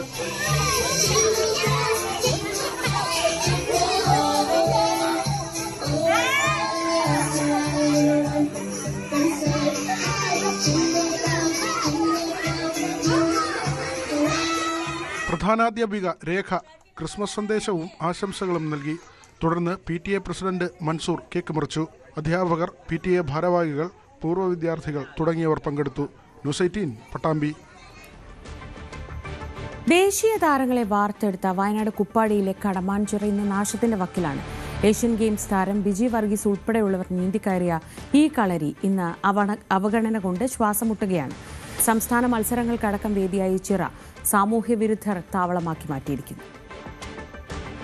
നിരവധി ദേശീയ താരങ്ങളെ വാർത്തെടുത്ത ജില്ലയിലെ കടമാഞ്ചിറ നീന്തൽക്കുളം ഇന്ന് നാശത്തിന്റെ വക്കിലാണ്. വയനാട്ടിലെ സുൽത്താൻ ബത്തേരിയിൽ നിന്നും 2 കിലോമീറ്റർ അകലെ കുപ്പാടിയിൽ സ്ഥിതി ചെയ്യുന്ന പ്രകൃതിദത്ത നീന്തൽക്കുളമാണ് അവഗണന നേരിടുന്നത്. 2010 ചൈനയിൽ നടന്ന ഏഷ്യൻ ഗെയിംസിൽ പങ്കെടുത്ത ബിജി വർഗീസ് ഉൾപ്പെടെയുള്ള 13ഓളം നീന്തൽ താരങ്ങളാണ് ഈ ചിറയിൽ നീന്തി ദേശീയ തലത്തിലേക്ക് ഉയർന്നത്. 60 മീറ്റർ നീളവും 33 മീറ്റർ വീതിയുമുള്ള ചിറയുടെ നീളം മത്സരങ്ങൾക്ക് വേണ്ടി 50 മീറ്ററായി കുറച്ചു. ഡ്രസ്സിംഗ് റൂം, ടോയ്ലറ്റ് സൗകര്യങ്ങളും ഒരുക്കി. 2 തവണ സംസ്ഥാന അക്വാറ്റിക് ചാമ്പ്യൻഷിപ്പ് ഈ ചിറയിൽ നടന്നിട്ടുണ്ട്. അങ്ങനെ നിരവധി സംസ്ഥാന ദേശീയ അവാർഡുകളുടെ പിറവിക്കും ഈ ചിറ സാക്ഷിയായി. എന്നാൽ ഇന്ന് ഇവിടം സാമൂഹ്യ വിരുദ്ധരുടെ താവളമായി മാറിയിരിക്കുകയാണെന്ന് സമീപവാസികൾ പറയുന്നു. ഇന്നിപ്പോൾ ഇത് സാമൂഹ്യ വിരുദ്ധരുടെ ഒരു കേന്ദ്രമായിട്ട് മാറിയിരിക്കുകയാണ്. ഇതൊരു നാഥനില്ലാ കളരിയാണ്. മുനിസിപ്പാലിറ്റിയോട് ആവശ്യപ്പെടുമ്പോൾ അവർ പറയുന്നത് സ്പോർട്സ് കൗൺസിലിൻ്റെ കീഴിലാണ്. സ്പോർട്സ് കൗൺസിൽ വിട്ടുകൊടുക്കുകയാണ്, മുനിസിപ്പാലിറ്റി ഫണ്ട് വയ്ക്കാമെന്നാണ് പറഞ്ഞിരിക്കുന്നത്. പക്ഷേ ഇത് വിദേശത്തു നിന്നടക്കമുള്ള ആളുകളൊക്കെ വൈകുന്നേരങ്ങൾ ഇവിടെ വന്ന് കാണുന്നുണ്ട്. ടൂറിസ്റ്റിന് പറ്റിയൊരു സ്ഥലം കൂടിയാണിത്. ആ രീതിയിൽ പോലും ഈ ഒരു പിന്നോക്ക ജില്ലയായ വയനാടിനൊരു മുതൽക്കൂട്ടാക്കി മാറ്റാവുന്നതാണ്. സംസ്ഥാന സർക്കാർ ഇതിന് ഒരു ശക്തമായ നടപടിയെടുത്ത് ഈ കടമാഞ്ചിറ രക്ഷപ്പെടുത്തണം എന്നുള്ളത് തന്നെയാണ് ഞങ്ങൾക്ക് നാട്ടുകാരെന്ന നിലയിൽ പറയാനുള്ളത്. കടമാഞ്ചിറ നവീകരിക്കുന്നതുമായി ബന്ധപ്പെട്ട് സർക്കാരിലേക്ക് പ്രൊജക്ട് സമർപ്പിച്ചിട്ടുണ്ടെന്നാണ് ജില്ലാ സ്പോർട്സ് കൗൺസിൽ പറയുന്നത്. എന്നാൽ വർഷങ്ങൾ കഴിഞ്ഞിട്ടും തീരുമാനം ആയില്ല. സുൽത്താൻ ബത്തേരി നഗരസഭ ചിറ സംരക്ഷിക്കാൻ മുന്നോട്ട് വന്നെങ്കിലും സ്പോർട്സ് കൗൺസിൽ വിട്ടുനൽകാൻ തയ്യാറായില്ല. ഇവിടെ നീന്തൽ പരിശീലിക്കുന്നവർക്ക് ഏത് സാഹചര്യത്തിലുള്ള നീന്തൽ കുളത്തിലും നീന്താൻ കഴിയുമെന്നും നീന്തൽ പരിശീലനത്തിന് ഏറ്റവും അനുയോജ്യമായ ചിറയാണ് കടമാഞ്ചിറയെന്നും മുൻ ദേശീയ നീന്തൽ താരവും അധ്യാപികയുമായ ബിജി വർഗീസ് പറഞ്ഞു. കടമാഞ്ചിറയുടെ ഇപ്പോഴത്തെ അവസ്ഥ വളരെ ദയനീയമായ അവസ്ഥയാണ്. വയനാട് ജില്ലയിൽ മറ്റൊരു പരിശീലന കേന്ദ്രം ഇപ്പോഴും ഇല്ല, പണ്ടുമില്ല. എന്നാൽ പണ്ടത്തെ കാലത്ത് നാച്ചുറലായിട്ട് ഫ്ലോ ഉണ്ടായിരുന്ന സമയത്ത്, ഒഴുക്കുണ്ടായിരുന്ന സമയത്ത് നല്ല രീതിയിൽ പരിശീലനം നടത്തിക്കൊണ്ടിരുന്ന ഒരു സെൻറ്റർ ഇപ്പോൾ ആരും തന്നെ തിരിഞ്ഞു നോക്കാത്ത അവസ്ഥയിൽ നശിച്ചുകൊണ്ടിരിക്കുകയാണ്. നീന്തൽക്കുളത്തിന്റെ നവീകരണത്തിന് സർക്കാർ തലത്തിൽ നടപടി ഉണ്ടാകണമെന്നാണ് ആവശ്യം. ജയരാജ് ബത്തേരി, ന്യൂസ് 18 വയനാട്. സംസ്ഥാനതല ഖാദി ഗ്രാമ വ്യവസായ PMEGP പ്രദർശനത്തിന് കണ്ണൂരിൽ തുടക്കമായി. ഡിസംബർ 31 വരെ കണ്ണൂർ പോലീസ് മൈതാനത്താണ് ഖാദി മഹോത്സവ് 2025 പേരിൽ പ്രദർശനം സംഘടിപ്പിച്ചിരിക്കുന്നത്. ഖാദി ഗ്രാമ വ്യവസായ PMEGP ഉൽപ്പന്നങ്ങളുടെ വിപുലമായ ശേഖരമാണ് പ്രദർശനത്തിൽ ഒരുക്കിയിരിക്കുന്നത്.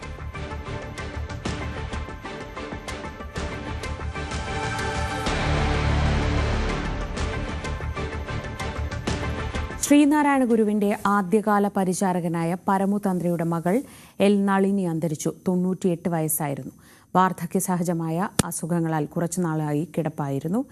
ഭർത്താവ് പരേതനായ ഗൗതമദാസ്. റിട്ടയർഡ് KSRTC ഉദ്യോഗസ്ഥനായ മോഹൻദാസ് SNDP യോഗം ഡയറക്ടർ ബോർഡ് അംഗവും SN ട്രസ്റ്റ് അംഗവുമായ ചെമ്പഴന്തി G ശശി എന്നിവർ മക്കളാണ്. Sivagiri Dharmasangham trust general secretary Swami Subhangananda അന്തിമോപചാരം അർപ്പിച്ചു. സംസ്കാരം രാവിലെ 11 ചെമ്പഴന്തി വെഞ്ചാവോട് ശ്രീനഗറിലുള്ള വീട്ടുവളപ്പിൽ നടക്കും.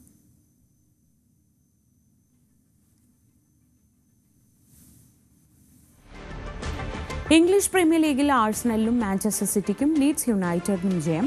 ആഴ്സണൽ എതിരില്ലാത്ത 1 ഗോളിന് എവേർട്ടനെ തോൽപ്പിച്ചപ്പോൾ വെസ്റ്റ് ഹാമിനെ എതിരില്ലാത്ത 3 ഗോളുകൾക്കാണ് മാഞ്ചസ്റ്റർ സിറ്റി തകർത്തത്.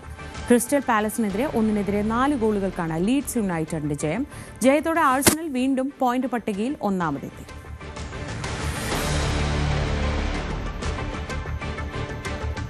പ്രമുഖ ജ്വല്ലറി ഗ്രൂപ്പായ Malabar gold and diamonds Kozhikode ഷോറൂമിൽ ബ്രൈഡ്സ് ഓഫ് ഇന്ത്യ ഷോ സംഘടിപ്പിച്ചു. ഇന്ത്യയിലുടനീളം നടന്നുവരുന്ന ബ്രൈഡ്സ് ഓഫ് ഇന്ത്യ ക്യാമ്പയിന്റെ ഭാഗമായിട്ടാണ് കോഴിക്കോട് ഷോറൂമിൽ ഷോ സംഘടിപ്പിച്ചത്. നടി അപർണ ബാലമുരളി ഷോയിൽ മുഖ്യാതിഥിയായി. 2026 ജനുവരി 3 വരെ ബ്രൈഡ്സ് ഓഫ് ഇന്ത്യ ഷോ നീണ്ടു നിൽക്കും. Malabar group chairman MP Ahammed, executive ഡയറക്ടർമാരായ KP Veerankutty, Nishad AK, retail operations head Kerala R Abdul Jaleel, regional head Zubair MP, zonal head Javed Miyan KM, showroom head Zakir Hussain, മറ്റ് മാനേജ്മെന്റ് ടീം അംഗങ്ങൾ തുടങ്ങിയവർ പങ്കെടുത്തു. കാശ്മീർ മുതൽ കന്യാകുമാരി വരെയുള്ള ബ്രൈഡ്സിൻ്റെ ഓർണമെൻറ്റ്സ് ആണ് നമ്മളിന്നിവിടെ പ്രദർശിപ്പിച്ചിരിക്കുന്നത്. ഏകദേശം 500 കോടി രൂപയുടെ പ്രൊഡക്റ്റാണ് ബ്രൈഡ്സ് ഓഫ് ഇന്ത്യയുടെ ഭാഗമായിട്ട് കോഴിക്കോട് ഷോറൂമിൽ ഒരുക്കിയിരിക്കുന്നത്. നമുക്കറിയാം മലബാർ ഗോൾഡ് ഇന്ന് ലോകത്തുടനീളം ബ്രാഞ്ചുകൾ എല്ലാ സ്ഥലത്തും വ്യാപിച്ചുകൊണ്ടിരിക്കുകയാണ്. ഓരോ കസ്റ്റമർക്കും അവരുടെ പ്രൊഡക്റ്റുകൾ നമ്മൾ ഏത് ബ്രാഞ്ചിൽ പോയി കഴിഞ്ഞാലും മാറ്റാനും അതുപോലെ തന്നെ അവരവരുടെ അഭിരുചിക്കനുസരിച്ച് ഓർണമെന്റ്സ് തിരഞ്ഞെടുക്കാനുള്ള അവസരങ്ങൾ മലബാർ ഗോൾഡ് ഒരുക്കിയിരിക്കുകയാണ്. വാട്ടർ ടെക് സാനിറ്ററി വെയർസിന്റെ CP ഫിറ്റിംഗ് സാനിറ്ററി ഉപകരണങ്ങൾ വിപണിയിൽ. തിരുവനന്തപുരത്ത് നടന്ന ചടങ്ങിൽ water tech executive chairman Mathew ജോബാണ് പുതിയ ഉപകരണങ്ങൾ വിപണിയിൽ അവതരിപ്പിച്ചത്. വ്യത്യസ്ത ഇനങ്ങളിലുള്ള 600ഓളം CP ഫിറ്റിംഗ് സാനിറ്ററി ഉപകരണങ്ങളാണ് വിപണിയിൽ ലഭ്യമാക്കുക. 28 വർഷം പാരമ്പര്യമുള്ള കമ്പനിയുടെ ചരിത്രത്തിലെ പുതിയ നാഴികക്കല്ലാകും ഇതെന്ന് മാത്യു ജോബ് പ്രതികരിച്ചു. ഇപ്പം വാട്ടർ ടെക് ഒരു 28 വർഷമായിട്ട് ഇന്ത്യയിൽ ഓപ്പറേറ്റ് ചെയ്യുന്നുണ്ട്. നമ്മൾ പ്രൈമറിലി ഈ പോളിമർ ബാത്ത് ഫിറ്റിംഗ്സ് ആണ് കമ്പനി ഇത്ര നാൾ ചെയ്തുകൊണ്ടിരുന്നത്. ഇതിൽ ഏറ്റവും ക്വാളിറ്റിയിലും ഗുണനിലവാരത്തിലും ഇന്ത്യയിലെ ഏറ്റവും നല്ല പ്രൊഡക്റ്റ് ആയിട്ടാണ് വാട്ടർ ടെക് അറിയപ്പെടുന്നത്. പക്ഷേ നമ്മുടെ പ്രൈമറി ഇതുവരെയുള്ള മെയിൻ ഫോക്കസ് എന്ന് പറഞ്ഞാൽ പോളിമർ ബാത്ത് ഫിറ്റിംഗ്സിലായിരുന്നു കമ്പനിക്ക് വളരെ കാലമായിട്ട്. ഇപ്പോൾ സൗത്ത് ഇന്ത്യയിൽ നമ്മൾ പോളിമർ ബാത്ത് ഫിറ്റിംഗ്സിൽ നമ്പർ 1 ആണ്. ഇന്ത്യയിലെ തന്നെ ഒരു ലീഡർ ബ്രാൻഡായിട്ടാണ് വാട്ടർ ടെക് അറിയപ്പെടുന്നത്. നമ്മൾ ഈ CP ഫിറ്റിംഗ്സും സാനിറ്ററി വെയറിലും കുറച്ച് നാളായിട്ട് കമ്പനി പ്രൊഡക്ട്സ് ഓഫർ ചെയ്യുന്നുണ്ടെങ്കിലും ഒരു ഫുൾ റേഞ്ച് ആയിട്ട് നമ്മൾ ഇതുവരെ ഓഫർ ചെയ്തിട്ടില്ല. അപ്പോൾ ഇന്ന് ഇവിടെ തിരുവനന്തപുരത്ത് നമ്മളൊരു 600 പ്രോഡക്ട്സ് ഈ CP ഫിറ്റിംഗ്സും സാനിറ്ററി വെയറിലും ലോഞ്ച് ചെയ്യുന്നുണ്ട്.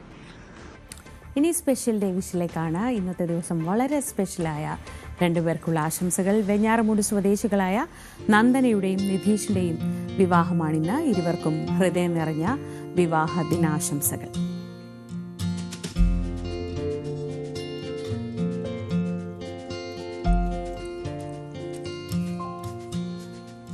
രാവിലെ പൂർണ്ണമാവുകയാണ്. ഇനി പോലീസ് പെട്രോൾ കാണാം.